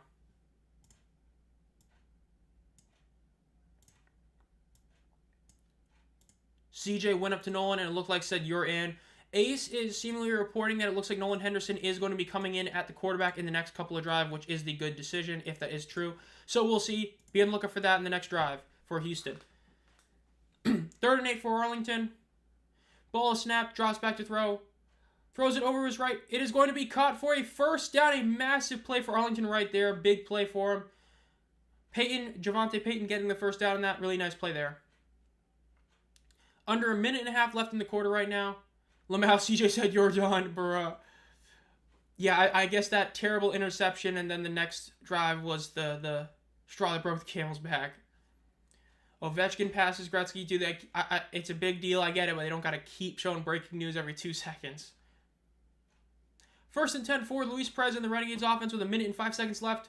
Ball is snapped. Hands it off on first down. Runs right up the middle for about a 6-yard gain. Again, depending on exactly where they spot it. This is at least a 6-yard gain. Going to be about 2nd and 4, 2nd and 5. Really solid play for them right there. Again, this is looking like a pretty solid drive for Arlington so far. They got to keep it up. Again, then we saw that last time, and then they ended up fumbling the ball with Sal Cannella. So hopefully they keep this one going, but we'll see. Perez is in shotgun again with one man to his left in the backfield with him. 2 receivers to his left, the other 2 to his right. Still have not seen Sal Cannella back in the game. Motioning a tight end to the left. Ball snapped, hands it off once again. Runs to the right, nice misdirection, and it's going to be a first down and a gain of a couple of yards. That's a good misdirection play right there. Have your tight end motion to the left. Tight ends are always great for blocking. Do that. Really good play for them right there. And my YouTube just died on itself. That's also great. But yeah, overall looking pretty good. There we go. All right. End of the 3rd quarter. So it is 3-3. The over is not hitting, by the way. So I got that one wrong on my betting picks, I'm pretty sure. But again, 3rd quarter is over. We'll see what happens here. Well, let's see. 15 minutes left. Score is 3-3. Arlington is looking to have another really solid drive. Hopefully this time it doesn't end in a negative way like the last one, but we'll see. Oh, I did pick the under. Never mind. So I'm correct. I did pick the under. I thought I picked the over. So I guess my game picks is having one of them right.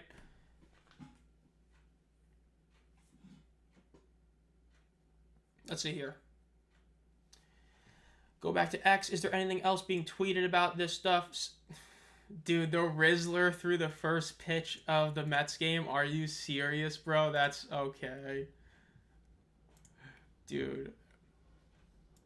Would have been annoyed if he did it against us. Okay.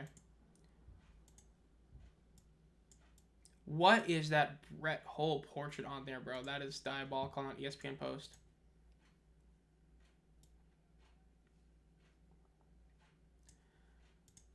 There we go. Another game where the first TD will be scored in the fourth quarter. Isn't that great? But yeah, hopefully if Ace is correct, we see Henderson come in. This will be a more interesting quarter for sure. That's, of course, the big thing there, but we'll see. My final score prediction for this game was 28-9, by the way, which is definitely not happening. So, yeah. Just check to see. Just want to be sure. The Lakers, man, I hope they win the championship just so Luka wins the championship, bro. The Mavs blew up their roster pretty much to win now, even though they just made it to the finals. What a great decision. While we're still in commercial break, let us look at the PGA Tour. Novak is closing the gap. Let's look at the Capitals game right now. Are they even playing right now? Are they still in, like, a break?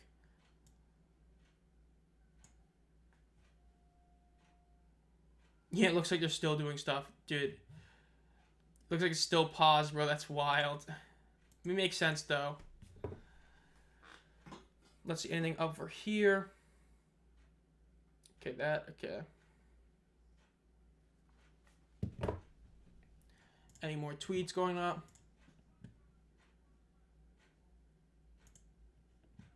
Showing Ovechkin golfing, bro. PGA Tour is really milking this, too. That's insane. Jack Jones is being cut by the Raiders. Just saw that. Or released, whatever you call it.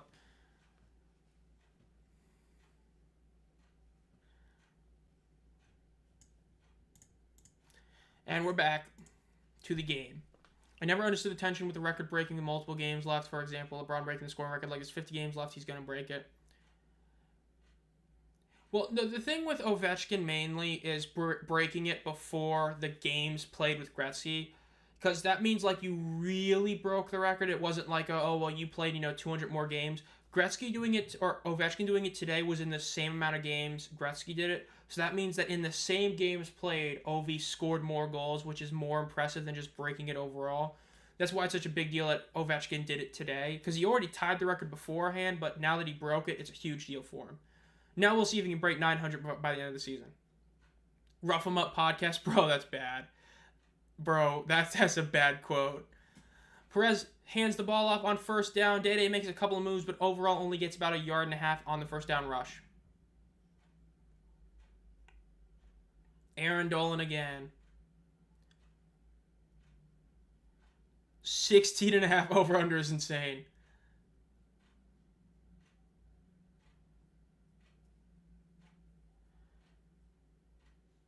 Let's see, they keep talking about this. Let's see what they do here. 2nd and 9 for the Renegades. Ball is snapped. Hands it off. Day makes a nice move to the right. Makes another nice stiff arm, and he keeps going. He's going to get out of bounds at about 6-yard gain right there. Going to be about 3rd and 3. 3-3 OT would be insane. Over-under closed at 39. This live line is 17.5. See, this is the betting talk I'm fine seeing, because that is hilarious. Seeing an over-under being under 20 is just wild. There is a Renegades player down right now. I like how the Roughnecks changed everything but the coaches, and nothing changed. True. They added one coach. They changed their GM, changed their team, and they're the same damn team. This could go to OT. It definitely could.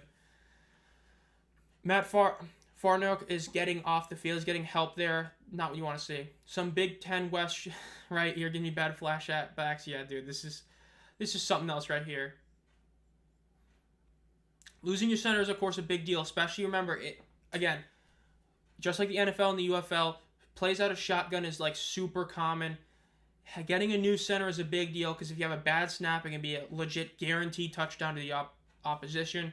So getting some snaps in before they go out for this play, good idea. 3rd down here. No, OT is fine just because, like, if you're trying to make these games quick, doing the shootout makes them quick. NFL OT takes forever sometimes. Then college OT can go on for a long time. So that's the one thing I like about it is that it makes it a quick OT. So, yeah. 3rd and 4 for the Renegades. Perez motions his running back out of the backfield to the left. Looks to his right. Quick pass over the middle is going to be caught for a first down and then a few more yards down at about the 23-yard line. It's going good.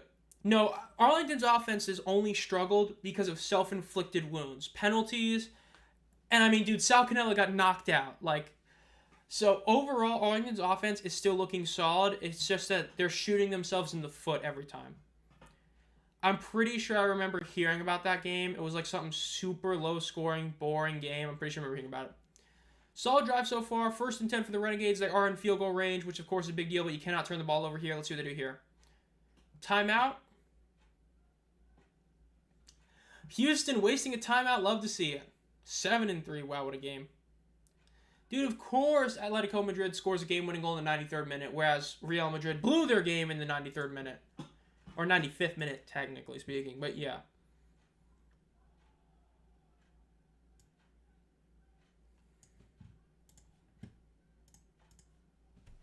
Iowa got 2 safeties and a field goal, bruh. By the Hawkeyes to run up the score with another safety. Everyone out here seeing stare, bro. Stare. What a game, bro. This is a game. Peak roughnecking. Okay. Still no attendance numbers yet. We will be seeing those shortly, probably by Mike Mitchell. Again, hoping it's a decent number, but odds are it won't be something insane, but we'll see.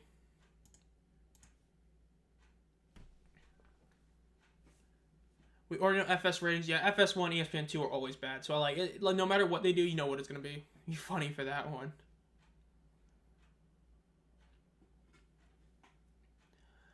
Dude, some of these... Is this another medicine ad? Yes, it is. Vabismo. I can't wait for them to say, don't take Vabismo if you're allergic to it. Has there ever been a game that ended with a team scoring 2 or 4 points? Like, both teams are one. Because, like, I mean, there was, you know, the Showboats game, like, 2 years ago where the final score was, like, 42-2. Where they only scored from a, you know, safety.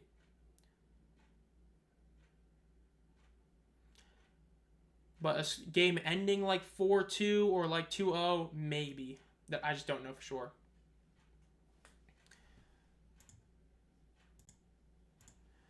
Refresh this.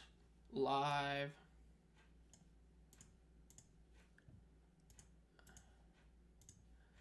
Let's see. 2 new posts. I said I'd be the first one to shake your hand when he broke the record. Gretzky, dude, they're still in break for this. Gretzky went onto the ice to shake Ovi's hand. Love to see it. Good old Gretzky, bro. What a legend. I kind of regret some of my other autograph card. I have like one auto of his. I had a second one. Kind of regret getting rid of it. But at least I have a Heroes one, so I have a really nice one. I have PTSD. Hey, don't say too much more. I still got that image saved on OBS.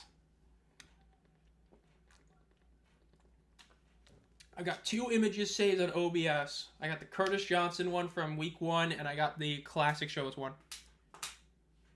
Are we interviewing an interviewer right now? Let's see. Like, no one thought attendance was going to carry for 2 weeks. I mean, week 1, not, you know, anything special. It was pretty bad overall.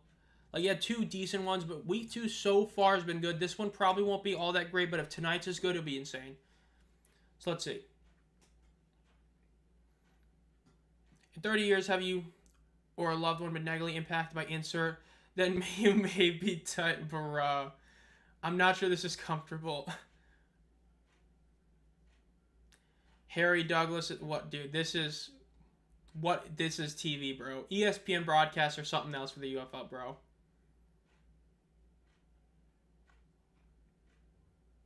And now Harry gets a mic out of nowhere. 1st and 10 for the Renegades. 13.5 minutes left in the quarter. Still a 3-3 tie ball game. In field goal range. Bit of motion. Cannella is back. That is a good thing to see. He is back on the field for the Renegades. Ball is snapped. Hands it off. Runs out to the left. And he gets tackled for about a 4-yard loss. Not what you love to see there. Do not want to take loss. That's not good. I was watching the Minecraft movie. Okay. How good was it? This game is cinema so far. It is 3-3. Sal Cannella got legit knocked out, fumbled the ball. Roughnecks got a 20-yard return, and then the very first play, Anthony Brown threw an awful interception. And now, it's just, this is a game. This is cinema so far. And it looks like Brown is getting benched on the next drive. At least that's what Ace tweeted out, so we'll see. 2nd and 14 for the Renegades. Ball is snapped, drops back, looks over to the middle. He's going to scramble. He throws it out to his right. It is caught. And it's going to be by Daddy Hunter for a first down at about the 14, 13-ish yard line. Love it. Yeah, interview almost split his pants. True. First down. Great play right there by Perez to Day. Love to see that. That interview's definitely going to be on Twitter. Someone's posting it there. 1st and 10 for Arlington. 12 minutes and 13 seconds left. 15 seconds left in the play clock. Got to go quicker. Down to 10 seconds in the play clock. Down to 8. Down to 7. 5 seconds. Gonna call timeout here. Yep. Need to do that way faster. Timeout. Saw it coming a mile away. Both teams are out of challenges, by the way. Both actually succeeded their first one, then failed their second one, so that also happened. How are you going to bench him after 3 quarters? I mean, he should have been benched during the, week, but, hey, 3 quarters too late is still better than not at all. At least.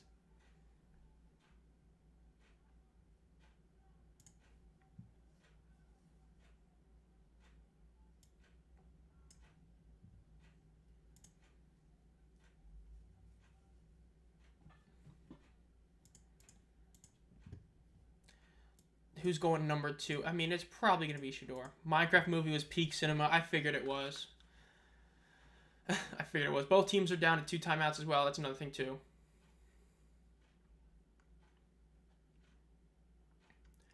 Let's see. The Renegades, of course. Let's see if they can pull this off here. 2nd down for them. Or 1st and 10. Again, they can get a first down. They don't have to score right here. They can get a first down. One man to his left in the backfield with him, motioning one of his receivers to the right side of the field. Ball is snapped. Hand off the ball. Runs right up the middle and gets about 6 yards with forward progress. Going to be about 2nd and 4. Really solid play for the Renegades right there.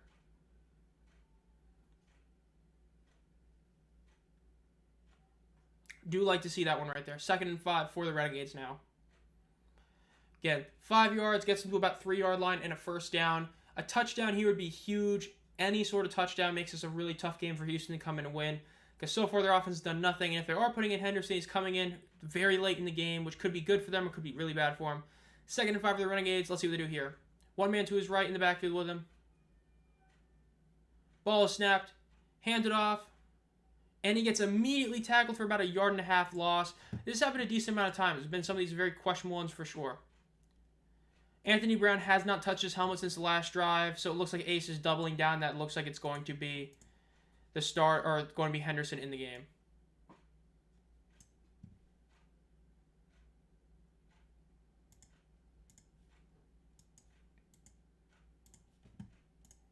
Even if it's supposed to be bad, any movie with a 50-plus check, black and one-liners, comedic value, bruh. Game would be a tank ball if attendance is bad. 3rd and 6 for the Renegades. Having a bunch formation out to the right. Ball is snapped. Looks over to the right. Throws a deep end zone shot. It is going to be caught for a touchdown. Renegades' first touchdown of the game. Just like yesterday, the first touchdown of the game is in the 4th quarter. Arlington leads 9-3. Touchdown, Arlington.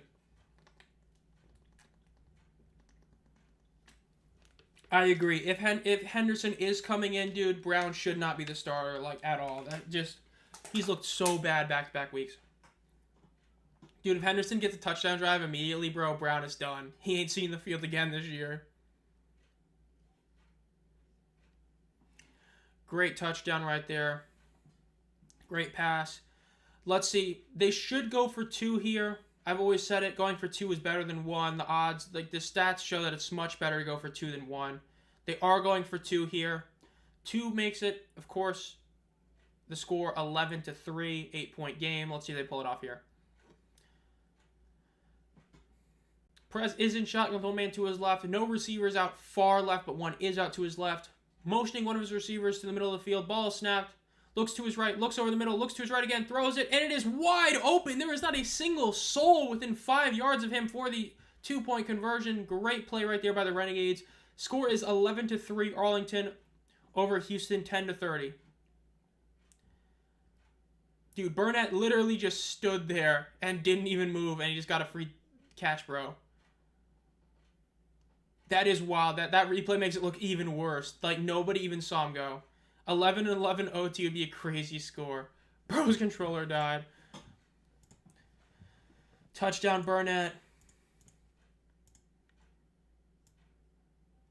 Eagle putt from 105 feet away. What the hell? That's insane. I gotta watch this real quick. PGA just posted it on Twitter. In the wind. This is some wild wind. It just goes right in, bro. Beautiful putt. Let's scroll down here. Again, let's see if Nolan Henderson is in for sure. Again, he should be. It looks like Ace is tweeting out that it's going to be in, but yeah. Excuse me. That's a question, right? I would say Anthony Brown. Because at least on a statistical standpoint, Garantano wasn't awful. Brown, statistically, is abysmal. I mean, he has a 41.8 rating today. A sub-50 completion percentage game, again, is insane. Like, dude just is there, and he ain't throwing it to the correct team most of the time. Again, that was a great drive right there by Arlington. Again, Arlington has played so much better than Houston. If it wasn't for, the fumble on Sal Cannella, if it wasn't for the missed field goal, the penalty on 3rd and 4, Arlington could easily be winning this game by over 20, but self-inflicted wounds have made this a much closer game. I wouldn't be shocked if they try to force 3 now and score another touchdown, but we'll see. Justin Hall being wasted. Hey, dude, he needs to go to Memphis, bro. Him and Jay Adams, that would feed families, bro. Dude, you could put anyone at quarterback there and they'd win. Or you'd think they'd win, and they'd probably choke the game, but who knows.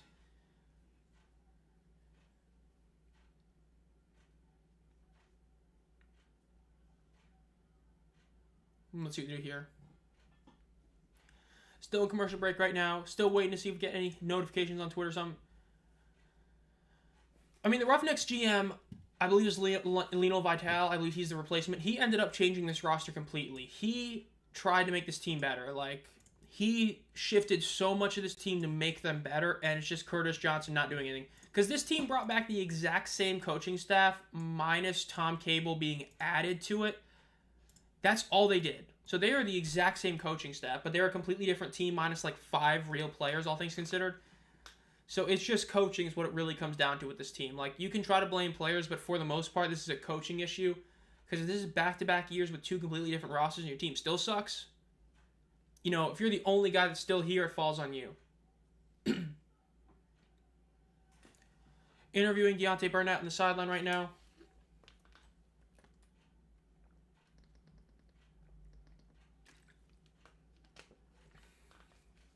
Oh man, dude, my throat is killing me. 3 receptions, 28 yards, and a touchdown. Of course, does not count the 2-point conversion attempt as well that he caught for the 2-point conversion. 10.5 minutes left. There's still a lot of ball game left here. But let's see what happens here. Like, who is my biggest hater that I hate or that somebody hates me? That's a question. In terms of hating, Curtis Johnson's up there. Kick is up. Going to be recovered at about the 5-yard line, up to the 10, up to the 15, up to the 20. Gets tackled at about the 23-yard line. Not a great return, but it was a great kickoff by the Renegades. Should be Nolan Henderson coming out, and it is Nolan Henderson coming out on the field. Love to see that. I can't say for sure recently. I haven't had anyone really comment anything negative in a while. One guy that did was like a while ago, but yeah. First TD was 1,600, bro. Showing this again. Again, like, that's not analyzing. That's just stating. You know what I mean? Nolan Henderson is in at quarterback, 1st and 10. Bit of motion in front of him. He is in shotgun with 1 man, 2 is left in the backfield with him.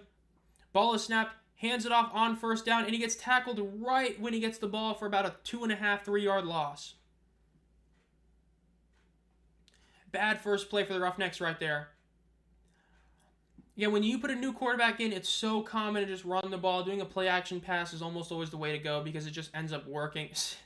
Bruh, calling yourself out as a simp is diabolical. Let's see what he does here. No, bruh. 2nd and 12 for the Roughnecks here. Ball is snapped. He's dropping back to throw. Looks to his right. And it gets batted down immediately. The incomplete pass set. 3rd and 12. Again, like I said, if the Renegades can force a 3 and out here and then score a touchdown, game over, essentially. So let's see if they can force this 3 and out. Again, 2 really good plays back-to-back. They're just abusing this Roughnecks offensive line. Let's see what happens here. Nolan Henderson, not my goat, bro. Lining up in shotgun once again, got 2 receivers fully out to his left, his tight end out to his left as well, 1 receiver out to the right, and his running back is to the right of him in the backfield. 3rd and 12, 3 seconds of the play clock. 2, ball is snapped, looks over the middle, drops back, looks over the middle, rolling out to his right. He's going to run for it. He's going to run for it, and he gets tackled out of bounds by about 4 yards short. They're going to have to punt it here. That is not close enough to really go for it in 4th down. So the Renegades do a really good job stopping Henderson's first drive. Let's see if they can score again. Arlington showed them the last 15 minutes. They better be playing for 4 downs. Yeah, not there, just 4th and 6 that far in there. I mean, you still got 9 minutes left. Just hopefully Rivers makes a good punt for the Roughnecks. We'll see, though.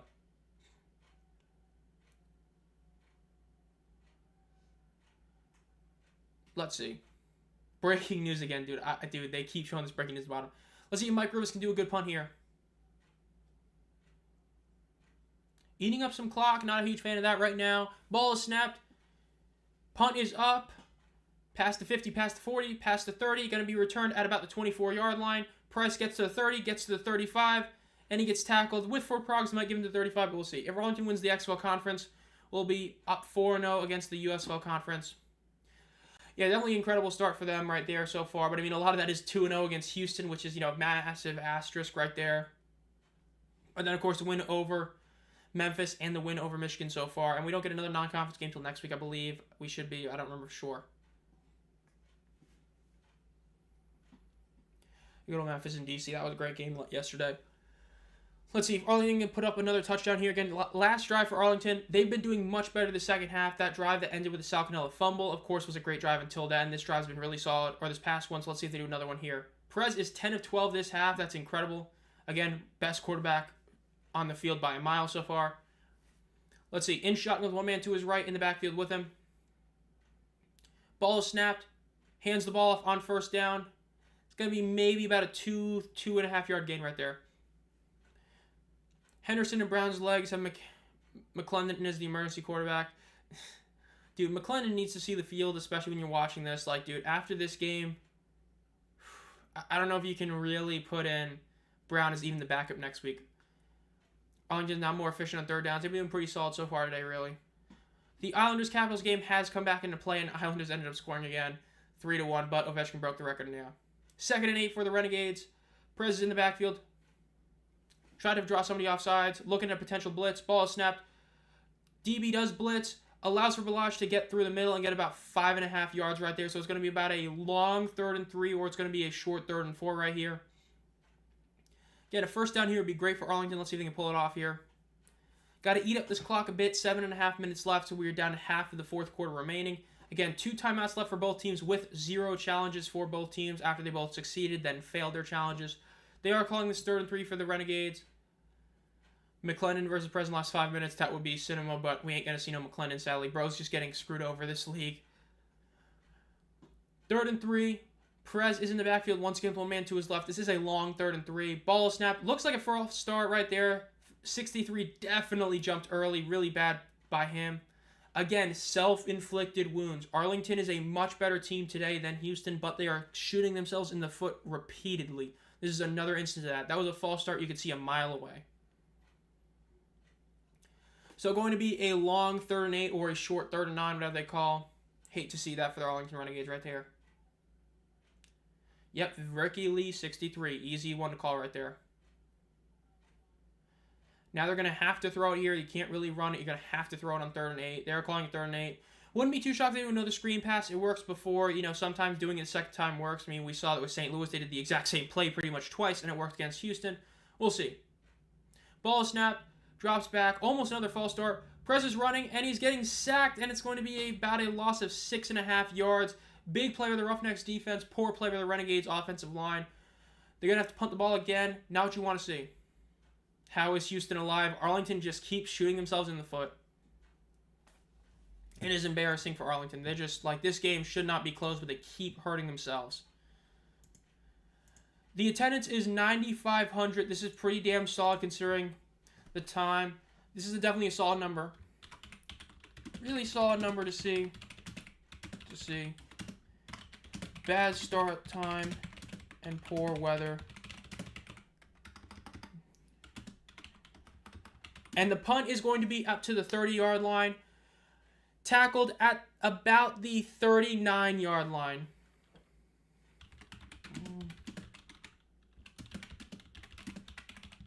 Really solid number for attendance. Again, this is definitely the best week of attendance so far.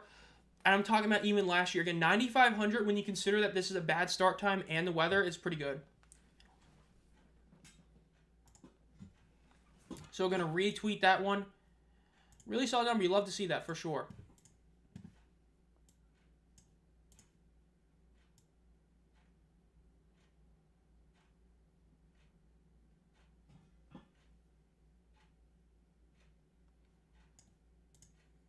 Let's see.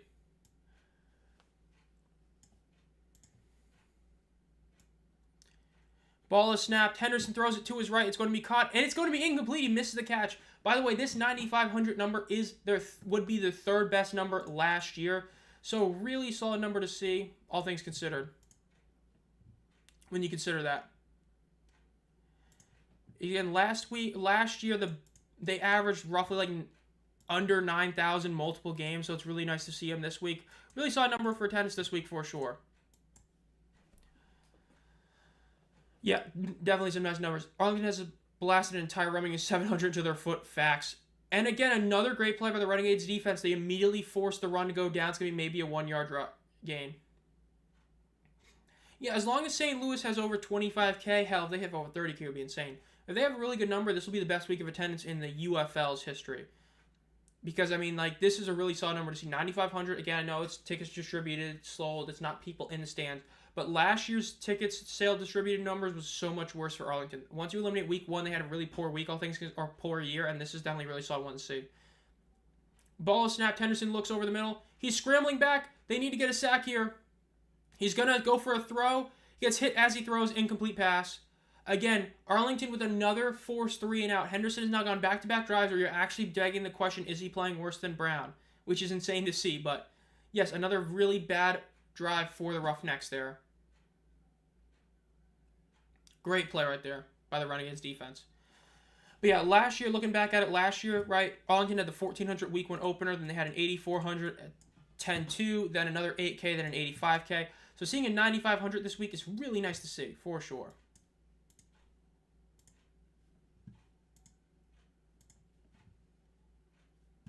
Wow, only one quote tweet, and that's mine? Wow.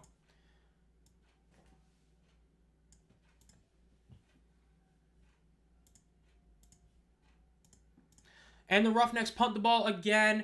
Rivers punts it. It is going to be recovered or returned at about the 5-yard line. Really nice punt up to the 10 on the return, and he gets tackled at about the 14. Arlington can end the game here. If they do a really nice long drive, they will end the game. Worst game of the season? I wouldn't say that. Only because that Roughnecks game was really bad last week. I think sales versus attendance isn't that big of a deal because sales still means something if it means interest in fans. Yeah, I know people talk about the distributed tickets as well, but overall it's a number that you want to see improve. And again, this week was so far been a really solid week in that.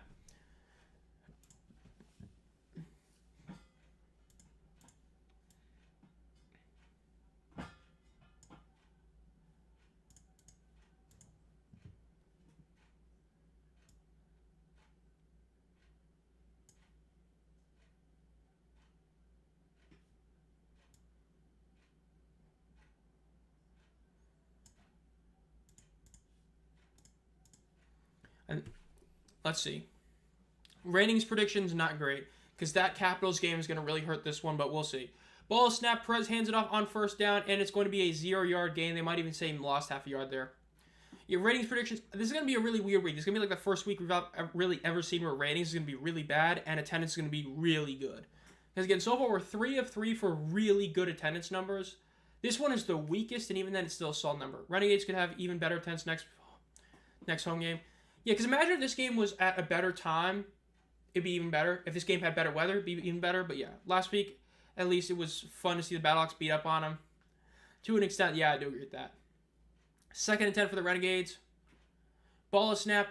Perez looks over the middle of the field. He throws it, and it's going to be caught for about a 4.5-yard gain. Ball came out. No way that's called a fumble. It's going to be an incomplete pass. Yep, that's what's being called right now. 3.5 minutes left. Again, you really wanted to see a first down because Arlington could end the game here, but doesn't look like they're going to be able to do that right now. We'll see. Showing the replay right now. Dean Blandino's looking at it. Yep, calling it incomplete pass right there. So 3rd and 10 for the Renegades. A first down here would be huge for them. They can eat up more of this clock. We'll see.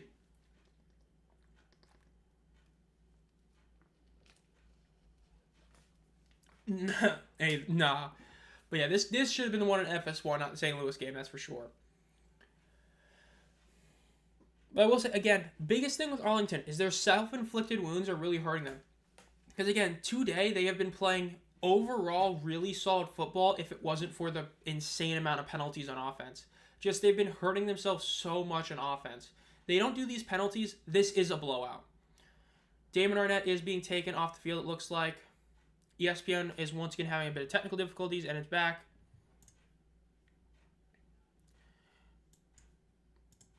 When the UFL expands, which 2 cities do you want to see? I want to see it in Raleigh, but overall, I would say that the best places to go would be...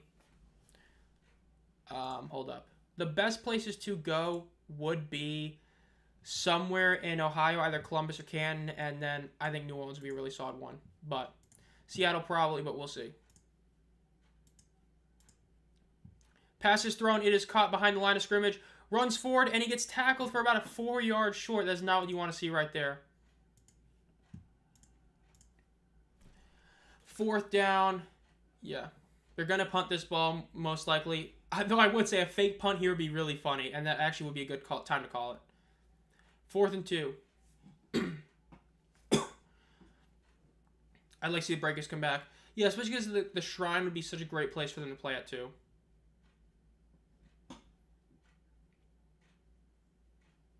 4th and 2. I'm hoping for the Breakers and Dragons. Breakers and Dragons have great fan bases. True, I do. The Breakers never even got to play in New Orleans, and they had a great fan base. Fake punt here would be bold, but honestly, I think it would be a good one. But we'll see. King is obviously punting 4th and 2. 3 minutes left in the ball game. 8-point game. 2 timeouts left, both teams. Ball is snapped, and King punts it. That would have been a good time to punt it. There was like a fully open guy there. Nice bounce right there, and it goes out of bounds at about the 33-yard line.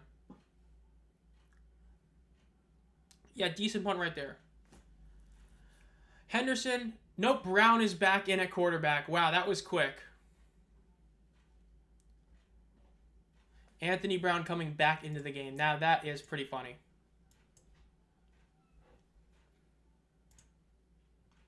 That's insane, bro. He's coming back out there.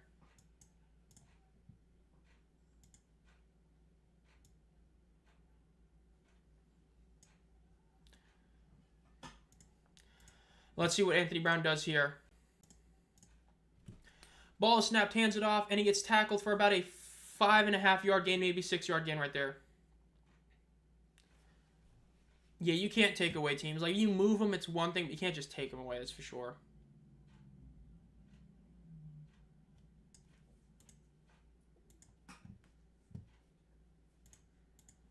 Ball is snapped. Henderson drops back. Quick throws. And another bad pass. He, just not great pass protection there. Just not good overall. Rebrand them to the Gamblers. Yeah, just do anything. 3rd and 3. Again, another 3 and out would be insane here. Again, less than 2.5 minutes left. This is potential 4-down territory. You're down to 1 timeout left. So we'll see. At least Henderson hasn't thrown a pick. True. Again, this is probably 4-down territory, all things considered. Because, again, they do get the 2-minute warning here. And, again, they're using a lot of clock right now. This is really poor play by Houston and especially Anthony Brown. They just wasted about 15 seconds where they should have been calling a play, getting the line of scrimmage quicker. Because, remember, they're down a touchdown, not a field goal. 1 second on the play clock. Ball is snapped with 1 second left. They throw it. It is going to be caught for a first down by Justin. Incomplete pass! Ball got flung out. That's going to be an incomplete pass. Hall with a very, very un-Justin Hall-like move of him. That was an incomplete pass because of him. That's not what you want to see, and that, especially from your number one player on your team. I mean, hey, that's what they did when they moved him to the Roughnecks. They just kept the Gamblers, but changed him to the Roughnecks. Change him back. Why not? Now, again, 2-minute warning. So what's going to happen here is you're going to have to go for it on this 4th down. Now, if they fail this, all Arlington has to do is get a field goal and the game's over. So we'll see what's happening. Because if you're Arlington, right, you just do a couple rushes up the middle. They're going to call a timeout. You're going to have, roughly like 20 seconds left. Kick a field goal. Game ends because Houston gets the ball back and they're bad. That's AI Justin Hall. Bruh. And then people know to bet the under. Hey, it's because, like, this Arlington defense is really, really good. Like, this defense is a really solid unit. This Arlington defense. Like, that's the thing. It is, aside from Memphis, this is the most improved defense in the league. And arguably the most improved overall unit. So, yeah.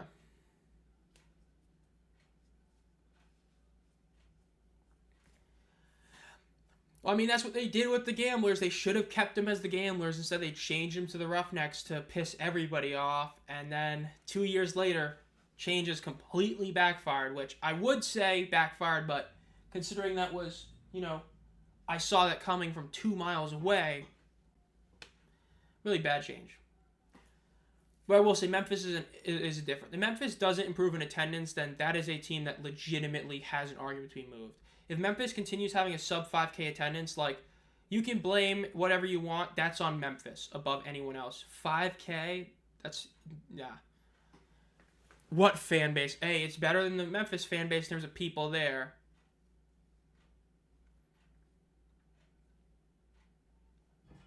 Yeah, they should have stuck with 2 Texas team. They should have kept the Maulers or the Generals and kept them in Canton, for sure.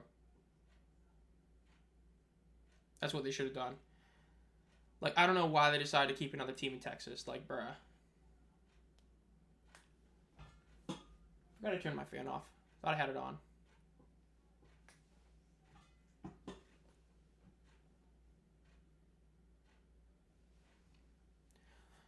Showing Scotty, the Masters begins Wednesday. Of course, this is one of the biggest sporting events of the year. Probably like one of the best days is Sunday on the Masters. I'd say it's top 3 probably. Day of the week or day of the year for sports, but yeah. Again, we're getting close to the end here. We're past 2-minute warning. Getting really close to the end of this game. Still not in it, though. We're still waiting. We're still in commercial break, bro.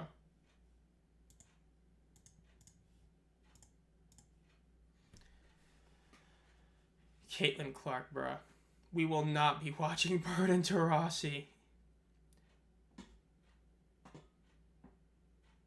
Justin Hall not catching it. That's so bad.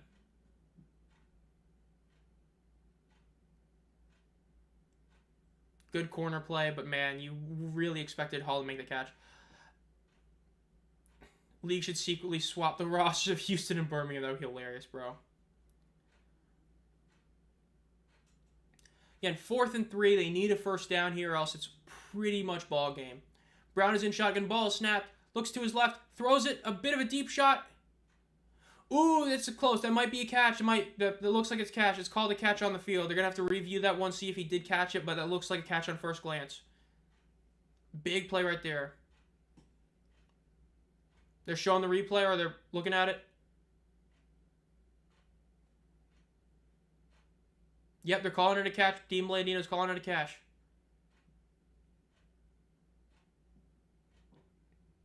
Yep, it is reviewed. It is a catch. Brown drops back throw. Quick throws over the middle. It is caught by Justin Hall, who gets a first down.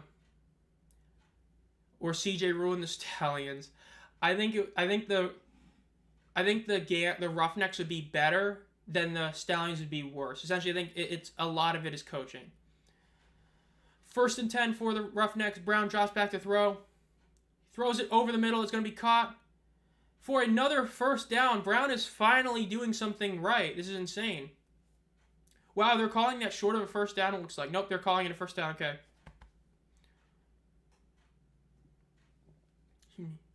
3 solid plays. Again, 1.5 minutes left in the game. Brown is in shotgun with one man to his right. If he throws an interception, that'd be so funny. Ball is snapped. Brown looks, throws it deep to the right. Caught for a touchdown. Roughnecks score a touchdown. They have to get the 2-point conversion. Oh, no. Are you telling me what could have the opposite of last year? Last year, the Renegades lost multiple games on last-second field goals. We could see the opposite happen here. They have allowed way too much time. There is over a minute on the clock, and Arlington has not 1 but 2 timeouts left. Arlington has more than enough time to kick a game-winning field goal. But Houston has to make this first and foremost. That's what matters most. If they don't make this, it's game over. With 1 minute and 13 seconds left, that means that Arlington's going to end up getting the ball with about 1 minute and 10 seconds left. Going to be able to just end the clock out. So let's see. They have to get this 2-point conversion. Let's see if they make it. 9-11 is the score right now. Houston is going for the 2-point conversion to tie the game. Anthony Brown, 1 man, 2 is left in the backfield. Let's see what he does. Ball snapped. Drops back to throw. Looks over the middle. He's running to his right. He's still running. He evades a tackle. He evades another tackle. And it looks like he's short by about 1 yard. They're going to review that, but it looks like he is short. He did not get into the end zone. He went for it and it does not look like it worked. They're going to have to review this, but it does not look good. Showing the replay. And he's down. Yep, he did not get it. Did not get it. He was about 3 yards short with that one right there. They're going to have to do the 4th and 12 here. You're going to have to do the 4th and 12 and then get in the field goal range, which is definitely doable. But again, there's still time with how the time is. We'll see. Let's see if they make this. Dude, if Arlington loses on a last-second field goal again, like last year, that'd be so bad.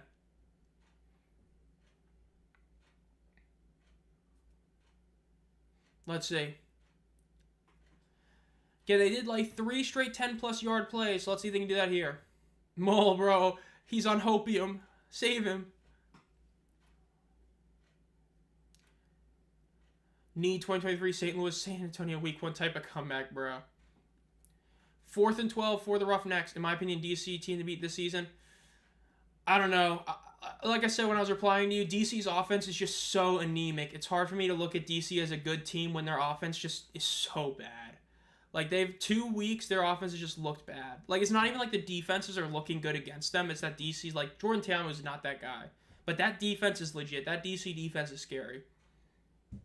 But I would say Arlington's a better team to beat because Arlington's defense looks better than DC's, and their offense... I mean, this game's only close because they literally shot themselves in the foot like 6 times. 4th and 12 for the Roughnecks. Ball snapped, drops back throw, throws it over the middle. It is incomplete. He does not make the catch. Incomplete. The Renegades are going to win this game. There is not enough time left for the Roughnecks to get the ball back. They can just kneel the clock out. It is game over. I believe they can. If not, it's going to like 9 seconds or whatever, but yeah. Hit him in the hands, but that was still a bit of an overthrow, but yeah. Incomplete pass.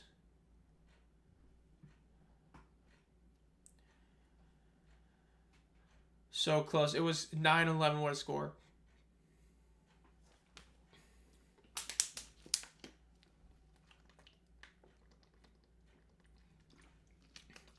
The only way I drop them is if St. Louis dominates. Because through 2 games, Arlington just looks like a better team than DC. Because again, DC, if you eliminate a lot of the things that happen in that game, mistakes and all that, it's really relatively similar score. This game, Arlington just shot themselves in the foot so many times, right? The fumble on Sal Cannella is such a whack fumble, right? It was a helmet hit that was legal, literally got knocked unconscious pretty much. So when you have that, that's potential 3 points left on the board. The 3rd and 4. They would have been in 4-down territory most likely. They couldn't do it. Forced to, punt it after the 3rd and 9. The missed field goal. Like, this game is really close on the score, but overall this was Arlington shooting themselves in the foot. When it comes to them or DC, which offense is better? Arlington's. Which defense is better? Arlington's. Special teams, I'd give that to DC so far. But through 2 weeks, Arlington's a better team. DC, right now, Arlington 1, DC 2, 3 reluctantly Birmingham, 4 reluctantly Michigan, then Memphis, then Houston. With St. Louis and San Antonio, if San Antonio dominates, they will move to number 1. If not, but they still win, they'll move to number 2. That's basically how I view it. Ball is snapped. Run it to the right. Gets a few yardage. Gonna eat up that clock. And they'll be able to just kneel this out to end the game. But Michigan was worth... Yeah, it's honestly like, dude, Memphis has looked the best of them for sure. From 7 to top 2 is radical. 0-10 season incoming, bro. And so it looks like that is the game right there. How about that? Insane to see.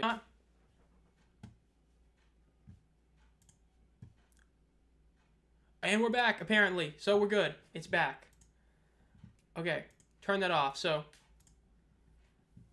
yes. Okay, so the game is over. But yeah, okay.